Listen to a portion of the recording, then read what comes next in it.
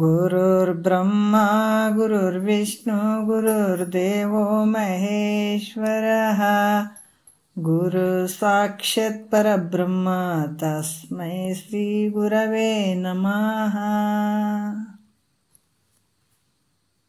ಧ್ಯಾನ ಮೂಲ ಗುರು ಮೂರ್ತಿ, ಪೂಜ್ಯ ಮೂಲ ಗುರು ಪಾದ, ಮಂತ್ರ ಮೂಲ ಗುರು ವಾಕ್ಯ, ಮುಕ್ತಿ ಮೂಲ ಗುರು ಕೃಪಃ. ಶ್ರೋತ್ರಿಯ ಬ್ರಹ್ಮನಿಷ್ಠ ಸದ್ಗುರು ಬಸವಾನಂದರ ಪಾದಕಮಲಗಳಿಗೂ, ಅವರ ಪ್ರತಿರೂಪದಂಥ ನಿಜಗುಣಪ್ಪನವರ ಪಾದಕಮಲಗಳಿಗೂ ನನ್ನ ದೀರ್ಘದಂಡ ಪ್ರಣಾಮಗಳನ್ನು ಸಲ್ಲಿಸುತ್ತಾ, ಸದ್ಗುರು ಮಾರ್ತಂಡ ಸಾಬಾಯಿ ಸದ್ಗುರುಗಳ ಪಾದಕಮಲಗಳಿಗೂ ಹಾಗೂ ರಾಯಪ್ಪ ಸದ್ಗುರುಗಳ ಪಾದಕಮಲಗಳಿಗೂ ನನ್ನ ದೀರ್ಘದಂಡ ಪ್ರಣಾಮಗಳನ್ನು ಸಲ್ಲಿಸುತ್ತಾ, ಗುರು ಸ್ವರೂಪರಾದಂಥ ನನ್ನ ಪತಿದೇವರಿಗೂ ಕೂಡ ನನ್ನ ದೀರ್ಘದಂಡ ಪ್ರಣಾಮಗಳನ್ನು ಸಲ್ಲಿಸುತ್ತಾ, ಮನದಲ್ಲಿ ಸ್ಮರಿಸಿಕೊಳ್ಳುತ್ತಾ, ತಮ್ಮೆಲ್ಲರಿಗೂ ವಂದಿಸುತ್ತಾ, ಇವತ್ತಿನ ಕೈವಲ್ಯ ಪದ್ಧತಿ ಜೀವ ಸಂಬೋಧನಾ ಸ್ಥಳ, ಕೈವಲ್ಯ ಪದ್ಧತಿಯಲ್ಲಿ ಜೀವ ಸಂಬೋಧನಾ ಸ್ಥಳದ ಇವತ್ತಿನ ಆಧಾರದ 15ನೇ ಆಧಾರದ ಪದ 15ನೇದಲ್ಲಿ ಕೊನೆಯ ಒಂದು ದೃಷ್ಟಾಂತ ಹೇಳೋಣ ಅಂತ ಅಂದ್ಕೊಂಡಿದ್ವಿ. ಅದನ್ನು ಸ್ವಲ್ಪ ನೋಡಿಕೊಂಡು ಹಿಂದಿನ ಕೊನೆಯ ಒಂದು ನುಡಿ ನೋಡಿಕೊಂಡು ಮುಂದೆ ಹೋಗೋಣ. 15ನೆಯ ಒಂದು ಪದ್ಯದಲ್ಲಿ ಹೇಳುತ್ತಾರವರು, ಯಾಕೆ ವಿರತಿಯನ್ನುಳಿದು ಹೀನ ವಿಷಯವನ್ನು ಒಲಿವೆ ಕಾಕು ಮಾನಸವೇ ನಿನಗದರೋಳು ಏನುಂಟು. ಕೆಟ್ಟ ಮನಸ್ಸೇ, ನೋಡ್ರಿ ಎಷ್ಟು ಅದ್ಭುತವಾಗಿ ಹೇಳ್ತಾರೆ. ಕಾಕು ಮಾನಸವೇ ಅಂದರೆ ಕೆಟ್ಟ ಮನಸ್ಸೇ, ಯಾಕೆ ಏನು ಕಾರಣದಿಂದ ವೈರಾಗ್ಯವನ್ನು ಬಿಟ್ಟು ಬಹಳಷ್ಟು ಹೀನವಾದಂಥ ವಿಷಯಗಳನ್ನು ಒಲಿತಿದೆ. ಇದು ನಿನಗೆ ಯೋಗ್ಯ ಐತೇನು? ಅದು ಯೋಗ್ಯ ಅಲ್ಲ. ವ್ಯರ್ಥವಾಗಿ ಅವುಗಳ ಮೇಲಿನಿಂದ ಮೋಹದಿಂದ ಭಾಳಷ್ಟು ದುಃಖವನ್ನೇ ಹೊಂದುತ್ತಿದೆ. ಅದಕ್ಕೆ ಅದ್ರ ಮ್ಯಾಲೆ ಮೋಹ ಬಿಡು ಅಂತ ನಿನ್ನೆ ವಿಚಾರದಲ್ಲಿ ಹೇಳ್ಕೊಂಡು ಬಂದರು. 16ನೆಯ ಒಂದು ಪದದಲ್ಲಿ ಹೇಳ್ತಾರೆ, ಭಾಳಷ್ಟು ವಿಚಾರವನ್ನು ಹೇಳ್ತಾರೆ. 15ನೇ ಕೊನೆಯ ನುಡಿ ನೋಡೋಣ. ಏನು ಹೇಳ್ತಾರೆ 3ನೆಯ ಒಂದು ನುಡಿಯಲ್ಲಿ, ಶ್ರುತಿ ವಿಚಾರವನ್ನು ಜರಿದು ತರ್ಕಿಸುವಂತೆ ನಿಷ್ಠೆ ಗೆಟ್ಟು ನೊಣನಗಿದು ತಿಂಬಂತೆ ಗತಿಗಳು ಉತ್ತಮ ಶಂಭುಲಿಂಗವಾಗಿ ಹೆಮ್ಮುಕ್ತಿ ಅತಿಶಯವನ್ನುಳಿದು ಲೌಕಿಕದೊಳವೆರವೆ ಅಂತ ಹೇಳ್ತಾರೆ.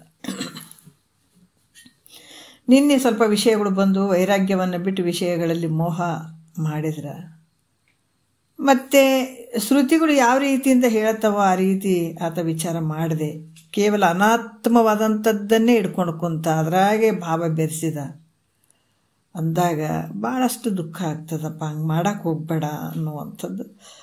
ಮತ್ತು ಹೇಳ್ತಾರೆ, ಯಾಕಂದ್ರೆ ಸುಮ್ಮನೆ ಆ ಶ್ರುತಿಯಲ್ಲಿ ಹೇಳಿದಂಥ ವಿಚಾರಗಳನ್ನು ತರ್ಕಿಸುವಂಥದ್ದು, ಅದೇನು ಇದೇನು ಅನ್ನುವಂಥ ಭಾವ ಬರುವಂಥದ್ದು, ಇವೆಲ್ಲ ಗತಿಯೊಳಗೆ ಎಲ್ಲ ಗತಿಯೊಳಗೆ ಉತ್ತಮವಾಗಿರುವಂಥದ್ದು ಶಂಭುಲಿಂಗ, ಆ ಪರಬ್ರಹ್ಮ ಸ್ವರೂಪನೇ ನಾನಿದ್ದೀನಿ ಅಂತ ಇದನ್ನು ಬಿಟ್ಟು ವ್ಯರ್ಥವಾಗಿ ಮೋಹ ಮಾಡ್ತೀಯಲ್ಲಪ್ಪ ವಿಷಯಾದಿಗಳಲ್ಲಿ, ಹಂಗೆ ಮಾಡೋಕ್ಕೆ ಹೋಗಬೇಡ. ಅದಕ್ಕೆ ಕೆಲವು ದೃಷ್ಟಾಂತ ಕೊಡ್ತಾರೆ. ಯಾಕಂದ್ರೆ ವೈರಾಗ್ಯ ಅನ್ನುವಂಥದ್ದೇ ದೊಡ್ಡ ಸುಖ ಐತಪ್ಪ ನಿನಗೆ. ವಿರತಿಯಿಂದ ಈ ಥರ ಸಂಪದ ಸುಖ ಮುಂಟೆ ಅಂತ ಹೇಳಿದಾರೆ. ವಿರತಿಯಿಂದನೇ ನಿನಗೆ ಸುಖ ಆಗ್ತದ.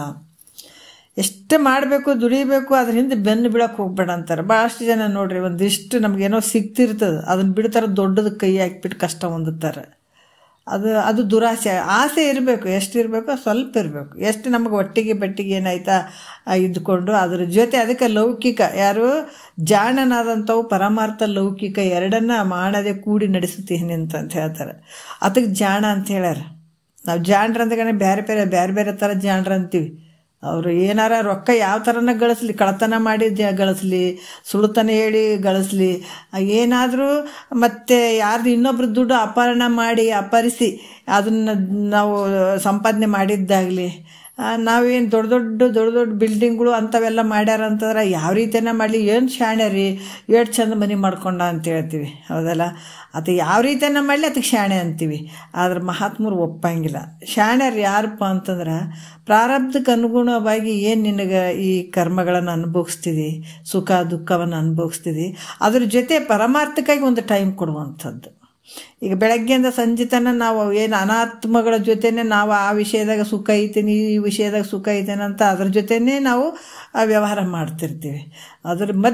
ಇದ್ರ ಮಧ್ಯೆ ವಿಷಯಾದಿಗಳು ಎಳಿತಾ ಇರ್ತಾವೆ ನಮ್ಗೆ. ಆದರೂ ಕೂಡ ಒಂದು ಸಮಯ ಇಂಥದನ್ನು ನಮಗೆ ನಿಜ ಸ್ವರೂಪವನ್ನು ತಿಳ್ಕೊಳ್ಬೇಕನ್ನುವಂಥ ಭಾವದಲ್ಲಿ ಕೂಡ್ತೀವಲ್ಲ, ಇದು ಒಂದು ಸಮಯವನ್ನು ಹಿಡ್ತೀವಲ್ಲ, ಇದು ಜಾಡನಾದಂಥವನ ಕೆಲಸ ಅಂತ ಹೇಳ್ತಾರೆ. ಯಾಕಂತಂದ್ರೆ ಪ್ರತಿ ದಿವಸ ನಾವು ಮಾಡಿದ್ದು ಏನೇ ಆಗಲಿ ದುಡಿತೀವಿ ಅಂತಂದ್ರೂ ಕೂಡ ನಾವು ಒಂದು ತಿಂಗಳು ದುಡಿದ ನಂತರ ನಮಗೆ ಪಗಾರ ಕೊಡ್ತಾರೆ, ಹೌದಲ್ಲ? ಅಲ್ಲಿಂದ 1 ದಿವಸ 2 ದಿವಸ 3 ದಿವಸ ದುಡ್ದಿರ್ತದೆ. ಅದ್ರಂಗೆ ಈ 1 ತಿಂಗಳು ದುಡ್ದದ್ದು ಅದಕ್ಕೆ ಫಲ ಹೆಂಗೆ ಕೊಡ್ತಾರೋ ಅದ್ರಂಗೆ ನಿನ್ನ ಜೀವನದಾಗ ಒಂದೊಂದು ತಾಸಿ ಪರಮಾರ್ಥಕ್ಕೆ ಇಟ್ಟಂದ್ರೆ ಅನಂತ ಫಲಗಳು ನಿನಗೆ ಸಿಗ್ತದೆ, ದೊಡ್ಡ ಸುಖ ಸಿಗ್ತದೆ. ಈ ಸಣ್ಣದು ಏನೋ ಪಗಾರ ಕೊಡ್ತಾರಪ್ಪ, ಅದನ್ನು ತೆಗೆದಿಟ್ಕೊಂಡು ನಾನು ಜೀವನ ಮಾಡಿ ಆನಂದವಾಗಿ ಇರ್ತೀನಿ ಅಂತ ನೀ ತಿಳ್ಕೊಂಡಿರ್ಬೋದು. ಇದರಲ್ಲಿ ಕೂಡ ಹಾಗೇನೆ. ಇದು ಯಾವ ರೀತಿ ಅಂತಂದ್ರೆ, ಇದು ಒಂದು ಸಲ ನಿನಗೆ ಗೊತ್ತಾಗ್ಲಾರ್ದಂಥ ಅಂಥ ಒಂದು ದೊಡ್ಡ ಆನಂದ ಆಗಿಬಿಡ್ತದೆ, ನಿನಗೆ ಸಿಕ್ಕಿಬಿಡ್ತದೆ. ಇದು ದೊಡ್ಡ ನಿಧಿನೇ ಸಿಕ್ಕಿಬಿಡ್ತದೆ ಯಾವಾಗ ನೀವು ಒಂದೊಂದು ತಾಸು ಇದಕ್ಕಾಗಿ ಮೀಸಲಾಗಿಟ್ಟಾಗ. ಈಗ ದಿವಸ ದುಡ್ದಾಗ 1 ತಿಂಗಳಿಗೆ ಪಗಾರ ಕೊಡ್ತಾರೆ ಅವರು, ಯಾಕೆ ನೀವು ಅದಕ್ಕೆ ಇದಕ್ಕೂ ಫಲ ಅದು. ನೀವೇನು ಸಂಸಾರ ಮಾಡಿ ಬೇಕಾದಷ್ಟು ಮಾಡಿ ನಿನಗೆ ಬ್ಯಾಡ ಅಂದಿಲ್ಲ, ಬಿಟ್ಟು ಎಲ್ಲೋ ಹೋಗಿ ಸನ್ಯಾಸಿಯಾಗಿ ಕೂಡ ಅಂದಿಲ್ಲ, ಹೌದಲ್ಲ? ನಿನ್ನ ಸಂಸಾರ ಮಾಡು, ಅದ್ರಾಗ ಏನೋ 1 ತಾಸು ಅರ್ಧ ಗಂಟೆ ಇದಕ್ಕೆ ಪರಮಾರ್ಥಕ್ಕಾಗಿ ನೀನು ಮೀಸಲು ಇಟ್ಟಿ ಅಂತಂದ್ರೆ ಇದ್ರದ್ದು ಸವಿದೇ ಇರುವಂಥ ನಿಧಿ ಸಿಕ್ಕಿಬಿಡ್ತದೆ ನಿನಗೆ. ಅದಕ್ಕೆ ಅದು ಈಗ ಹೇಳಿದ್ರಲ್ಲ ಹಾಡು, ಏನು ಕೊಡವ ಬಳ್ಳಿ ಮಠ, ಎಂಥ ಚಂದುಳ್ಳ ಕೊಡವ ನೋಡ್ರಿ, ಅಂಥ ಒಂದು ಯಾವುದಕ್ಕೆ ನಿಲುಗದೇ ಇರುವಂಥ ಕೊಡ ಸಿಕ್ಬಿಡ್ತದೆ ನೋಡ್ರಿ, ಅಂಥ ಒಂದು. ಅದಕ್ಕೆ ಇಲ್ಲಿ ಕೂಡ ಒಂದು ದೃಷ್ಟಾಂತ ಹೇಳತ್ತಾರ. ಅಂಥ ವೈರಾಗ್ಯವನ್ನು ಬಿಟ್ಟು, ಅದರಲ್ಲಿರುವಂಥ ಸುಖ ಆನಂದವನ್ನು ಬಿಟ್ಟು ವಿಷಯಾದಿಗಳ ಕಡೆ ಭಾವ ಆಗ್ತೀಯಲ್ಲ ಮೂರ್ಖ ಅಂತ ಹೇಳ್ತಾರೆ ಅವ್ರು. ಈಗ ಅದಕ್ಕೆ ದೃಷ್ಟಾಂತ ಹೇಳ್ತಾರೆ. ಹೆಂಗೆ ಹೇಳ್ತಾರೆ ಅಂತಂದ್ರೆ, ಹೈದರಾಬಾದ್ ಅಲ್ಲಿ ಒಬ್ಬ ಫಕೀರ ದಿವಸ ಭಿಕ್ಷೆಗಾಗಿ ಹೋಗ್ತಾ ಇದ್ದ, ಮನೆಗೆ ಹೋಗ್ತಿದ್ದತ. ಒಂದು ಸಲ ಏನಾಯಿತು, ತಿರುಗಾಡ್ತಾ ಇದ್ದ, ಸಂಜೆ ಆದರೂ ಅದಕ್ಕೆ ಭಿಕ್ಷೆ ಒಂದು ಒಪ್ಪತ್ತಿನ ಊಟ ಸಾಕಾಗುವಷ್ಟು ಅನ್ನ ಸಿಗ್ತಿರ್ಲಿಲ್ಲ ಅದಕ್ಕೆ. ಏನಂದರೆ ಎಷ್ಟು ತಿರುಗಾಡ್ತಾನೆ ನೋಡ್ರಿ. ಅದಕ್ಕೂ ಕೂಡ ನಮಗೆ ನಾವು ಬರೆದಿಟ್ಕೋಬೇಕು, ನಮಗೇನು ಸಿಗ್ಬೇಕು ಅದೇ ಸಿಗೋದು. ಬಾರದು ಬಪ್ಪದು ತಪ್ಪದು. ಮತ್ತು ನಾವು ಜಾಸ್ತಿ ಕೈ ಹಾಕ್ತೀವಿ ಅಂದ್ರೆ ಸಿಗೋಂಗಿಲ್ಲ. ನಾವು ಇದೊಂದು ಅರ್ಥ ಮಾಡ್ಕೋಬೇಕು. ಅದಕ್ಕೆ ಇವತ್ತು ಭಿಕ್ಷದಲ್ಲಿ ಕೂಡ ಹೇಳ್ತಾರೆ, ಭಿಕ್ಷದಲ್ಲಿ ನಿನ್ನ ಭಾಗ್ಯದಲ್ಲಿ ಭಿಕ್ಷೆ ಸಿಗುವುದಾದ್ರೆ ಸಿಗ್ತದೆ, ಇಲ್ಲಾಂದ್ರೆ ಸಿಗಂಗಿಲ್ಲ. ಅದು ಏನು ಸಿಗ್ಬೇಕಾದ್ರೆ ಸಿಗ್ತದೆ. ಅದೇ ರೀತಿ ಕೂಡ ಇಲ್ಲೇನು ಹೇಳ್ತಾರೆ, ಫಕೀರ್ ನಿತ್ಯ ಭಿಕ್ಷೆಗಾಗಿ ಮನೆಗೆ ತಿರುಗ್ತಿದ್ದ. ಆದರೂ ಕೂಡ ಒಂದು ಹೊಟ್ಟೆ ತುಂಬಷ್ಟು ಅನ್ನ ಸಿಗ್ತಿರ್ಲಿಲ್ಲ, ಒಂದು ಒಪ್ಪತ್ತಿಗೆ ಸಾಕಾಗುವಷ್ಟು ಅನ್ನ ಸಿಗ್ತಿರ್ಲಿಲ್ಲ ನೋಡ್ರಿ. ಒಂದು ದಿವಸ ಅಕಸ್ಮಾತ್ ಅಲ್ಲಿ ರಾಜವಾಡಿ ಅಂತಿತ್ತು, ರಾಜವಾಡಿಯ ಮುಂದೆ ಫಕೀರ್ ಆಯ್ದು ಹೋಗ್ತಾ ಇದ್ದ. ಅಲ್ಲಿ ರಾಜರ ಒಂದು ಅರಮನೆ ಇತ್ತು, ಅದು ರಾಜವಾಡಿ ಅಂದರೆ ಅದೇ ಅವ್ರ ಏರಿಯಾ ಅದು. ಅಲ್ಲಿ ಅಚಾನಕ್ ಹೋಗ್ತಾ ಇದ್ದ ಆ ಫಕೀರ. ಆ ಕಾಲದಲ್ಲಿ ಒಬ್ಬ ಮಾವುತ ಏನು ಮಾಡ್ತಿದ್ದ, ಒಂದು ರಾಜನ ಪಟ್ಟದ ಆನೆಗೆ ಏನು ಮಾಡ್ತಿದ್ದತ, ಬೇಸನ್ ಮತ್ತು ಕೊಬ್ಬರಿ, ಬೆಲ್ಲ, ಬಹಳಷ್ಟು ರಿಚ್ ಫುಡ್ಗಳನ್ನು ತಿನ್ನಿಸ್ತಿದ್ದತ. ಆವಾಗ ಆನೆ ಪ್ರತಿನಿತ್ಯ ತಿಂದು ಅದಕ್ಕೆ ಬೇಸರ ಬಂದುಬಿಟ್ಟಿತ್ತು. ಅದು ಒಲ್ಲ ಅಂತಿತ್ತು, ತಿನ್ನೋಕೆ ಒಲ್ಲೆ ಅಂತಿತ್ತು. ಯಾಕೆ ತಿಂದು ಬೇಸರ ಬಂದದೆ. ಮತ್ತು ಇವೆಲ್ಲ ಕೊಬ್ಬರಿ, ಬೆಲ್ಲ ಇವೆಲ್ಲ ಇದ್ದಾಗ ಏನು ಉತ್ತುತ್ತಿ, ದ್ರಾಕ್ಷಿ ಇಂಥವೆಲ್ಲ ಸೇರಿಸಿ ಉಂಡೆ ಮಾಡಿ ಅದ್ರ ಬಾಯಾಗಿ ಇಟ್ರೆ ತಿಂದು ಅದಕ್ಕೆ ಸಾಕಾಗಿಬಿಟ್ಟದ. ಅದೇನು ಮಾಡ್ತಿತ್ತು, ಹಿಂದಕ್ಕೆ ಸರಿತಿತ್ತು, ಒಲ್ಲ ಅಂತ ಹಿಂದಕ್ಕೆ ಸರಿತಿತ್ತು. ಆದರೆ ಮಾವುತ ಏನು ಮಾಡ್ತಿದ್ದ, ಅದನ್ನು ಹಿಡಿದು ಜಗ್ಗಿ ತಂದು ಬೇಸನ್ನ ಮೊದಲಾದು ಅದ್ರ ಬಾಯಲ್ಲಿ ಬಲಾತ್ಕಾರವಾಗಿ ಹಾಕ್ತಿದ್ದ ನೋಡ್ರಿ. ಯಾಕಂದ್ರೆ ಅದು ಒಲ್ಲಂದ್ರೂ ಬಾಯಲ್ಲಿ ಅದನ್ನು ಹಾಕ್ತಿದ್ದದ. ಯಾಕಂತಂದ್ರೆ ಇಲ್ಲಿ ಇದನ್ನೆಲ್ಲ ಫಕೀರ ನಿಂತು ನೋಡಿದನು ನೋಡ್ರಿ. ಎಷ್ಟೊಂದು ರಿಚ್ ಫುಡ್ಡು, ಉತ್ತುತ್ತಿ, ದ್ರಾಕ್ಷಿ ಇರುವಂಥದ್ದು, ಕೊಬ್ಬರಿ, ಬೆಲ್ಲ ಎಲ್ಲ ಕಲಿಸಿ ಉಂಡೆ ಮಾಡಿ ಅದ್ರ ಬಾಯಾಗಿ ಇಡ್ತಿದ್ದ. ಅದು ಒಲ್ಲಂದ್ರೂ ಬಾಯಾಗಿ ಇಡ್ತಿದ್ದ. ಅದಕ್ಕೆ ಇದು ಒಲ್ಲ ಅಂತದ. ಆದರೆ ಈ ಮನುಷ್ಯ ಬಿಡವಲ್ಲ, ಬಾಯಿಯಲ್ಲಿ ಹಂಗ ತುರುಕ್ತಾ ಇದ್ದಾನಲ್ಲ. ಇದು ಏನು ಅರ್ಥ ನೋಡ್ರಿ, ಹೆಂಗೆ ಬರ್ತಾವ ಮಹಾತ್ಮರ ಮನಸ್ಸಿನಲ್ಲಿ ವಿಚಾರಗಳು. ಅದಕ್ಕೆ ಇದು ಹೆಂಗಪ್ಪ, ನಾನು ಸಂಜೆವರೆಗೆ ಎಲ್ಲ ಮನೆ ಬೇಡ್ಕೊಂಡು ತಿನ್ನಕತ್ತೀನಿ, ಅಷ್ಟು ತಿರುಗಿದ್ರು ಕೂಡ ಹೊಟ್ಟೆ ತುಂಬ ಅನ್ನ ಸಿಗೋವಲ್ದು ನನಗೆ. ಮತ್ತು ಈಗ ಆತಗ ಯೋಚನೆ ಬರಕತ್ತು, ನಾನು ಇಷ್ಟು ಬೇಡ್ತೀನಿ, ನನಗೆ ಅನ್ನ ಕೊಡ್ರಿ ಕೊಡ್ರಿ ಕೊಡ್ರಿ ಅಂತ ಮನೆ ತಿರುಗಾಡಿ ಭಿಕ್ಷವನ್ನು ಬೇಡ್ತೀನಿ, ಆದರೂ ಕೂಡ ನನಗೆ ಹೊಟ್ಟೆ ತುಂಬಷ್ಟು ಅನ್ನ ಸಿಗವಲ್ದು. ಆದರೆ ಇದಕ್ಕೆ ವಲ್ಲ ಅಂದರೂ ಕೂಡ ಇಂಥ ಒಂದು ಉಂಡಿಯನ್ನು ಏನು ಉತ್ತುತ್ತಿ ದ್ರಾಕ್ಷಿ ಕೊಬ್ಬರಿ ಅದೆಲ್ಲ ಇದ್ದದ್ದನ್ನು ಉಂಡಿ ಮಾಡಿದ್ರೆ ಬಾಯಾಗಿ ಇಡ್ತಾರಂತಂದಾಗ ಆತಗೆ ಅನ್ನಿಸ್ತು, ಇದ್ರ ಮ್ಯಾಲಿಂದ ನೋಡಿದ್ರೆ ಮನುಷ್ಯ ಬೇಡಿದ್ರೆ ಬರೋದಲ್ಲ, ಬೇಡ್ಕೊಂಡ್ರೆ ಬೇಡಿ ಕೊಡ್ರಿ ಅಂತ ಕೇಳಿದ್ರೆ ಬೇಡುವಂಥದ್ದಲ್ಲ, ಬೇಡವಂದ್ರೂ ಕೂಡ ಅದು ಬರೋದಿದ್ರೆ ಬೆನ್ನು ಹತ್ತದ ಅಂತ ಈ ಪಾಠ ನನಗೆ ಆನೆ ಕಲಿಸ್ತು ಅಂದ್ಕೊಂಡತ. ಈಗ ಆತ ಬೇಡ ಅನ್ನಕತ್ತಾನೆ, ಆದರೂ ಈತ ತುರುಕಕತ್ತಾನೆ ಬಾಯಾಗ, ಈತ ಬೇಡಕತ್ತಾನೆ, ಬೇಡಿದ್ರೂ ಬರ್ತಾ ಇಲ್ಲ ಅಂದಾಗ ಆತಗೆ ಏನು ಅನ್ನಿಸ್ತು, ಬೇಡಿದ್ರೆ ಅದು ಸಿಗುವಂಥದ್ದಲ್ಲ, ಬರೋದಿದ್ರೆ ತಾನಾಗಿ ನಾ ಬೇಡ ಅಂದ್ರೂ ಕೂಡ ಬರ್ತದ ಅನ್ನುವಂಥ ಪಾಠ ಆನೆಯಿಂದ ಕಲಿತೆ ಅಂದ್ಕೊಂಡವ ನಿಂತು ನೋಡ್ರಿ. ಅದರಿಂದ ಬೇಕು ಅನ್ನುವಂಥ ಆಸೆ ದುಃಖಕ್ಕೆ ಕಾರಣ ಆಗ್ತದ ಅಂತ ಗೊತ್ತು ಮಾಡ್ಕೊಂಡ ನೋಡ್ರಿ. ಬೇಕು ಅನ್ನುವಂಥ ಭಾವ, ಯಾಕಂದ್ರೆ ಮತ್ತೆ ಅದು ಸಿಗದೇ ಇದ್ದಾಗ ದುಃಖನೇ ಆದಿಲ್ಲ. ಅದಕ್ಕೆ ಬೇಕನ್ನುವಂಥ ಆಸೆ ಏನು ಮಾಡ್ತದ, ದುಃಖಕ್ಕೆ ಕಾರಣ ಆಗ್ತದ. ಅದರಿಂದ ಮನುಷ್ಯ ಸುಖವನ್ನು ಹೊಂದಬೇಕಾದ್ರೆ ಸುಖದಿಂದಿರ ಭಾಳ ಆನಂದ ನೋಡ್ರಿ, ಭಾಳ ಎಂಥ ಒಂದು ಆನಂದ ರೀ ಇದು. ಯಾವುದ್ರ ಮೇಲೆ ನಮಗೆ ಭಾವ ಇರಲಿಲ್ಲ ಅಂತಂದಾಗ, ನಮ್ಗೆ ಯಾವುದ್ರ ಮೇಲೆ ಆಸೆನೇ ಇರಲಿಲ್ಲ ಅಂದ್ರೆ ಅದಕ್ಕಿಂತ ಆನಂದ. ಅದಕ್ಕೆ ಶಾಂತರು ಅಂತ ಹೇಳ್ತಾರೆ. ಶಾಂತರು ಅಂದರೆ ಯಾರಪ್ಪ ಅಂದ್ರೆ ಜಗತ್ತಿನೊಳಗೆ ಮಹಾತ್ಮರೇ, ಅವರೆಲ್ಲವನ್ನು ತ್ಯಾಗ ಮಾಡಿಬಿಡ್ತಾರೆ. ಅದಕ್ಕೆ ಇಲ್ಲಿ ಕೂಡ ಏನು ಹೇಳ್ತಾರೆ, ಮತ್ತು ಒಂದು ವಿಚಾರ, ಯಾರೋ ಅವ್ರು ಬೇರೆದ್ರ ಮೇಲೆ ಬೇರೆ ಏನು ಪರಮಾರ್ಥಿನ ಗೊತ್ತಿಲ್ಲ, ಅವ್ರು ಕೇಳಿರಂಗಿಲ್ಲ, ಏನು ಮಾಡ್ಯಾರಂಗಿಲ್ಲ ಇಲ್ರಿ, ಅವ್ರಿಗೆ ತಿನ್ನೋದು ಉಣೋದು ಏನು ಆಸೆ ಇಲ್ರಿ, ಅವ್ರು ಭಾಳ ವೈರಾಗ್ಯಶಾಲಿ ಅದಾರ್ರಿ, ಅವ್ರು ಮಹಾತ್ಮರು ಅದಾರಿ ಅಂತ ಹಂಗೆ ಹೇಳಂಗಿಲ್ಲ ನೋಡ್ರಿ. ಮತ್ತೆ ಆತ ಅಲ್ಲಿ ಒಯ್ದು ಹಚ್ಚಬಾರ್ದು. ಅವ್ರೇನು ಕೇಳಂಗಿಲ್ಲ ಏನಿಲ್ಲ, ಅವ್ರು ಭಾಳ ದೊಡ್ಡ ಮಹಾತ್ಮರ ಹಂಗಲ್ಲ ಅದು. ಇಲ್ಲಿ ಏನು ಹೇಳ್ತಾರ, ಆ ವಿಷಯಗಳ, ಯಾಕಂದ್ರೆ ಅದು ಗೊತ್ತಿಡ್ಕೊಂಡು ವಿಷಯಗಳನ್ನು ಗೊತ್ತಿದ್ದುಕೊಂಡು ಅದನ್ನು ತ್ಯಾಗ ಮಾಡುವಂಥದ್ದು. ಅದಕ್ಕೆ ಈಗೇನು ಅನ್ನಿಸ್ತು, ನನಗೇನು ಬರ್ಬೇಕಾಗಿದ್ರೆ ಬರ್ತದೆ, ಆಯಿತಾ, ಮತ್ತು ಹೋಗ್ಬೇಕಾಗಿತ್ತು ಹೋಗ್ತದೆ. ಅದಕ್ಕೆ ನಾ ಬೇಡಿದ್ರೆ ಬರುವಂಥದ್ದಲ್ಲ ಅನ್ನುವಂಥ ಪಾಠ ನನಗಿದು ಆನೆ ಕಲಿಸ್ತು. ಯಾವಾಗ ಆಸೆ ಅನ್ನುವಂಥದ್ದು ದುಃಖಕ್ಕೆ ಕಾರಣ ಆಗ್ತದ, ಅದಕ್ಕಾಗಿ ಮನುಷ್ಯ ಸುಖವನ್ನು ಹೊಂದಬೇಕಾದ್ರೆ ಇದು ಬೇಡ ಅನ್ನುವಂಥದ್ದು ವೈರಾಗ್ಯ, ಉದಾಸೀನ ಭಾವನೆ ಮನಸ್ಸಿನಾಗ ಬರ್ತದೆ. ವೈರಾಗ್ಯ ಅದರಿಂದನೇ ಆನಂದ ಆಗ್ತದೆ. ಅದನ್ನು ಸಂಪಾದನೆ ಮಾಡಿಕೊಳ್ಬೇಕು ನೋಡ್ರಿ, ಅದನ್ನು ಹೇಳ್ತಾರೆ. ಯಾಕಂದ್ರೆ ಆ ವೈರಾಗ್ಯವನ್ನು ಸಂಪಾದಿಸ್ಕೊಂಡು, ಆ ವೈರಾಗ್ಯ ಅನ್ನುವಂಥದ್ದೇ ಒಂದು ದೊಡ್ಡ ಸಂಪತ್ತು. ನಾನು ಯಾರಿಗೆ ಕೈ ಒಡ್ಡಬಾರ್ದು, ನೀವು ಕೊಡ್ರಿ ಅನ್ನಬಾರ್ದು ಅನ್ನುವಂಥ ಭಾವ ಆತಗೆ ಅರ್ಥ ಆಯಿತು. ಅಲ್ಲಿಂದಲೇ ತಿರುಗಿ ತನ್ನ ಮಸೀದಿಗೆ ಬಂದುಬಿಟ್ಟ ನೋಡ್ರಿ. ಆನೆಯಿಂದ ಭಾಳ ನಿಂತು ಒಂಥರ ಗಿರಿ ಆದ ನೋಡ್ರಿ. ಅವನಿಗೆ ಭಾಳ ಕಷ್ಟ ಆಗ್ಯದ. ಮುಂಜಾನೆಯಿಂದ ತಿರುಗಾಡೋಣ, ಒಂದು ತುತ್ತು ಅನ್ನ ಸಿಕ್ಕಿಲ್ಲ, ಹೊಟ್ಟೆ ತುಂಬಷ್ಟು ಅನ್ನ ಸಿಕ್ಕಿಲ್ಲ ಅವನಿಗೆ. ಮತ್ತು ಇದು ನೋಡಿದ್ರೆ ಇಂತಿಂಥದ್ದು ಉಂಡಿ, ಕೊಬ್ಬರಿ ಉಂಡಿ ಅದೆಲ್ಲ ಅದಕ್ಕೆ ಬಾಯಾಗಿಡಕತ್ತಾರಂತಂದಾಗ ಬೇಡ ಇನ್ನು ಬೇಡದೇ ಬೇಡ, ನನಗಿವಾಗ ಪಾಠ ಕಲಿಸ್ತು ಆನೆ ಅಂತ ಹೇಳ್ಬಿಟ್ಟು ಹೋಗಿ ಬಂದು ಒಂದು ಮಸೀದಿ ಇತ್ತು, ಆ ಮಸೀದಿ ಮುಂದೆ ಕುಂತ್ಬಿಟ್ರು ನೋಡ್ರಿ. ಕುಂತಾಗ ಒಂದು ದಿವಸ ಹಿಂಗೆ ಸುಮ್ಮ ಕೂತ್ಕೊಂಡ್ಬಿಟ್ಟ. ಏನು ಊಟ ಬೇಡ, ಏನು ಬೇಡ, ಯಾವುದ್ರ ಕಡೆ ಭಾವ ಇಲ್ಲ ಅದಕ್ಕೆ. ಬೇಡ, ಬರೋದಿದ್ರೆ ಬರಲಿ, ಹೋಗೋದಿದ್ರೆ ಹೋಗಲಿ, ಏನಾಗ್ತದೆ ಆಗಲಿ, ಕೇಳೋದು ಮಾತ್ರ ಬೇಡ, ಅದು ನನಗೆ ಯೋಗ್ಯ ಅಲ್ಲ ಅಂತೇಳಿ ಹೋಗಿ ಮಸೂದಿ ಬರೀ ಚಕ್ಮ ಕಳ್ಕೊಂಡು ಕುಂತ್ಬಿಟ್ಟ. ಒಂದು ದಿವಸ ಹೋಯ್ತು, 2 ದಿವಸ ಹೋಯ್ತು, 3 ದಿವಸ ಆದರೂ ಕೂಡ ಅಲ್ಲಿಂದ ಎಳ್ಳೇ ಇಲ್ಲ, ಹಂಗೆ ಸುಮ್ಮನೆ ಕೂತ್ಕೊಂಡ್ಬಿಟ್ಟತ.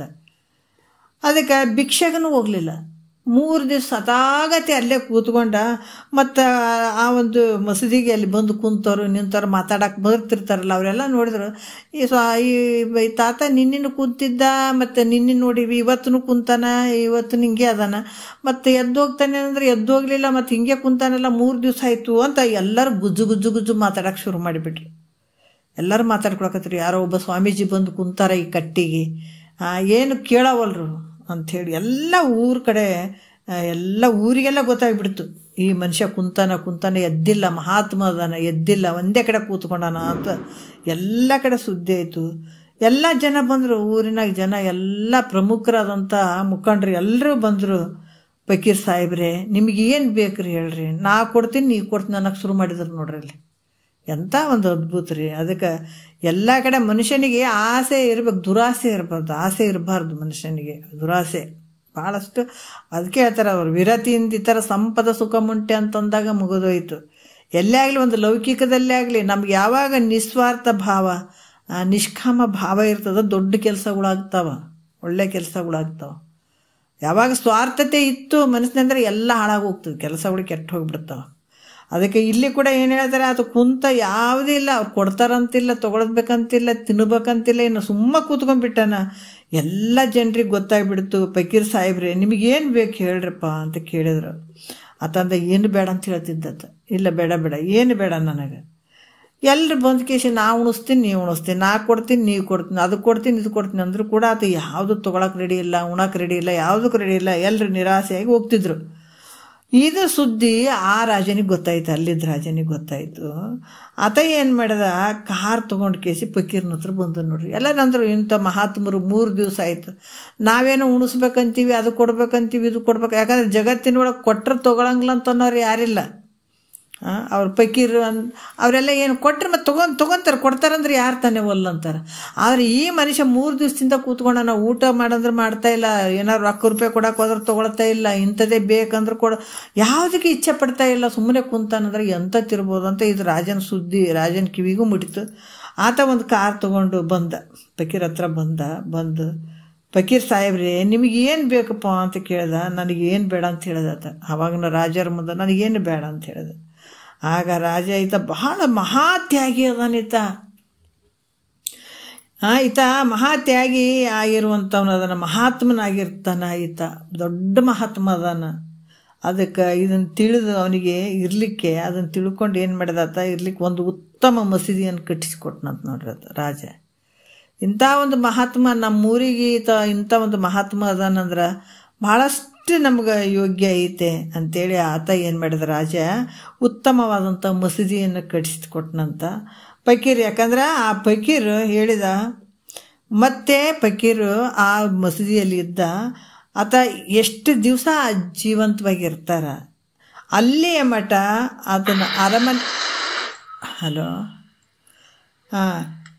ಎಷ್ಟು ದಿವಸ ಆತ ಜೀವಿಸ್ಕೊಂಡಿರ್ತಾನ ಅಲ್ಲಿ ತನನು ತನ್ನ ಮಸೀದಿ. ಯಾಕಂದ್ರೆ ಅರಮನೆಯಿಂದನೇ ಊಟ ಹೋಗಬೇಕು, ಅರಮನೆಯಿಂದನೇ ಕಳಿಸ್ತೀವಿ ಅಂತ ಅಂದಂತ ನೋಡ್ರಿ ರಾಜ. ಅದಕ್ಕೆ ಈ ಅರಮನೆಯಿಂದಲೇ ತಟ್ಟಿ ಆ ಊಟವನ್ನು ನಾವು ಕಳಿಸ್ತೀವಿ ಅಂದನಂತ. ಅದರಿಂದ ಮನಸ್ಸೆ ನೋಡ್ರಿ ಹೆಂಗಾಯ್ತು, ಒಂದು ಮಸೂದಿ, ಆಮೇಲೆ ರಾಜನ ಅರಮನೆಯಿಂದ ಊಟ ಹೋಗೋಕೆ ಶುರು ಆಯ್ತು ಆತಗೆ. ಅದಕ್ಕೆ ಮಹಾತ್ಮರು ಹೇಳ್ತಾರ, ಮನಸ್ಸೇ ಬಡ್ಕೋಬೇಡ, ಬೇಕು ಬೇಕಂತ ಬಡ್ಕೋಬೇಡ, ಬಿಟ್ಟು ನೋಡು. ಬಿಟ್ಟು ನೋಡಿ ಇದ್ದಲ್ಲಿಗೆ ಬರ್ತದೆ. ಒಂದ್ಸಲ ಸಿದ್ಧಾರೂಢರದು ಎಲ್ಲರಿಗೂ ಗೊತ್ತಿರ್ತದೆ. ಈ ಯಾವ ರೀತಿ ಅಂತಂದ್ರೆ, ಅದೇ ಊಟಕ್ಕೆ ಅವ್ರ ದೋಸ್ತರು ಹೋಗಿದ್ರು ನೋಡ್ರಿ. ದಾರಿಯಲ್ಲಿ ಹೋಗ್ಬೇಕಾದಾಗ ಪಾಪ ಭಾಳ ಹಸಿವಾಗಿ ಬಿಟ್ಟು ಅಲ್ಲಿ ಒಂದು ದೇಗುಲ ಥರ ಇತ್ತು, ಅಲ್ಲಿ ಕೂತ್ಕೊಂಡ್ರು. ಹಸಿವಾಗ್ಯದ ಅಂತ ಹೇಳಿಬಿಟ್ಟು ಅವರು ಬೇಡ ಅಂತ ಹೇಳಿದ್ರು, ಸಿದ್ಧಾರೂಢರು ಹೇಳಿದ್ರು ಕೂಡ. ಹಸಿವಾಗ್ಯದ ಅಂತ ಹೇಳ್ಬಿಟ್ಟು ಅವರು ಎಲ್ಲಾದ್ರೂ ಊಟ ಸಿಗ್ತದೇನಂತ ಊರ ಕಡೆ ಹೋದ್ರು. ಅವರು ಹೋದಾಗ ರಾತ್ರಿ ಟೈಮ್ ಆಗಿತ್ತು. ಏನು ಮಾಡಿದ್ರು, ತಿರುಗಾಡ್ತಾರೆ ರಾತ್ರಿ ಕಾಯುವಂಥವ್ರು. ಇವರಿಗೆ ಕಳ್ಳರದಾರಂತಲೇ ಅವ್ರಿಗೆ ಬೆನ್ನು ಹತ್ತಿದ್ರು ನೋಡ್ರಿ. ಆವಾಗ ಸಿದ್ಧಾರೂಢರು ಇಲ್ಲೇ ಅವರು ಸಮಾಧಿ ಸ್ಥಿತಿಯ ಇಲ್ಲಿ ಕೂತ್ಕೊಂಡಿದ್ರು. ಅಲ್ಲಿ ಪೂಜೆ ಮಾಡುವಂಥವನೊಬ್ಬನು ಬಂದು ಪೂಜೆ ಮಾಡಿ, ಇಂಥ ಮಹಾತ್ಮರದಾರಂತ ಅವ್ರ ಮುಂದೆ ಹೋಳಿಗೆ, ಅನ್ನ, ಸಾರು ಏನೇನು ಇಡಬೇಕಾಗಿದೆ ಎಲ್ಲ ಒಂದು ಪ್ರಸಾದವನ್ನು ಇಟ್ಟು ಹೋಗಿದ್ರು. ಇವರು ಅಲ್ಲಿಂದ ಓಡಿಸ್ಕೊಂಡು ಬಂದರು ಇವರು. ಅದಕ್ಕೆ ಸಿದ್ಧಾರೂಢರು ಭಾಳಷ್ಟು ವಿಚಾರವನ್ನು ಹೇಳ್ತಾರೆ ಅವರು.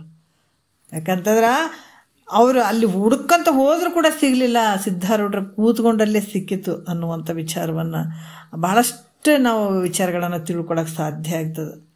ಅದಕ್ಕೆ ಇಲ್ಲಿ ಕೂಡ ಏನು ಹೇಳ್ತಾರೆ, ಆತ ವಲ್ಲ ನನಗೇನು ಬೇಡ ಅಂತ ಕೂತ್ಕೊಂಡಾಗ ರಾಜನ ಮನೆಯಿಂದನೇ ಊಟ ಹೋಗುವಂತಾಯಿತು. ಅದರಿಂದ ಮನಸ್ಸೇ ವಿಷಯಗಳ ಕಡೆ ಆಸೆ ಮಾಡಬೇಡಪ್ಪ.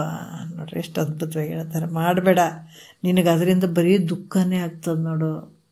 ಎಡವಟ್ಟುಗಳಾಗವು ಇಲ್ಲೇ ನಮ್ಮವು. ಯಾಕಂದ್ರೆ ಜಗ್ಗಿ ಆಸೆ ಇಟ್ಕೊಂಡು ಕೇಳಿಸಿ ಆ ಕಡೊಂದು ಮಾತು ಈ ಕಡೊಂದು ಮಾತು ಹೇಳ್ಕೊತ ಕುಂತಾಗ ಎಲ್ಲಿ ನಿಮ್ಗೆ ಆನಂದ ಆಗ್ತದ್ರಿ?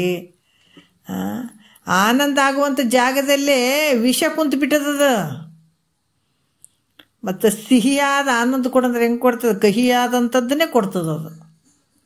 ಅದು ತುಂಬ್ಕೊಂಡು ಬಿಟ್ಟಿವಲ್ಲ ಅಲ್ಲಿ, ಎಲ್ಲಿ ಆನಂದ ಕೊಡುವಂಥ ಜಾಗದಲ್ಲೇ ಇಂಥದ್ದೆಲ್ಲ ತುಂಬ್ಕೊಂಡ್ಬಿಟ್ಟಾಗ ನಿನಗೆ ಆನಂದ ಯಾವಾಗ ಆಗ್ತದೆ? ಅದಕ್ಕೆ ಮೊದಲು ಅವನು ತೆಗೆದು ಹಾಕಿಬಿಡು, ಅದ್ರ ಮೇಲೆ ಆಸೆ ಮಾಡೋಕ್ಕೆ ಹೋಗಬೇಡ ಅದಕ್ಕೆ ಆ ವಿಷಯಗಳ ಆಸೆಯಿಂದ ನಿನಗೇನತ್ತ ದುಃಖವೇ ಸಂಭವಿಸ್ತದ, ಸುಖ ಅಂತೂ ಸಾಧ್ಯನೇ ಇಲ್ಲ, ನಿನಗಾಗಂಗಿಲ್ಲ. ಅದಕ್ಕಾಗಿ ವಿಷಯಗಳಲ್ಲಿ ಮೋಹವನ್ನು ಬಿಟ್ಟು ಕೇವಲ ವೈರಾಗ್ಯವನ್ನು ಸಂಪಾದಿಸು ಅಂತ ಹೇಳ್ತಾರೆ.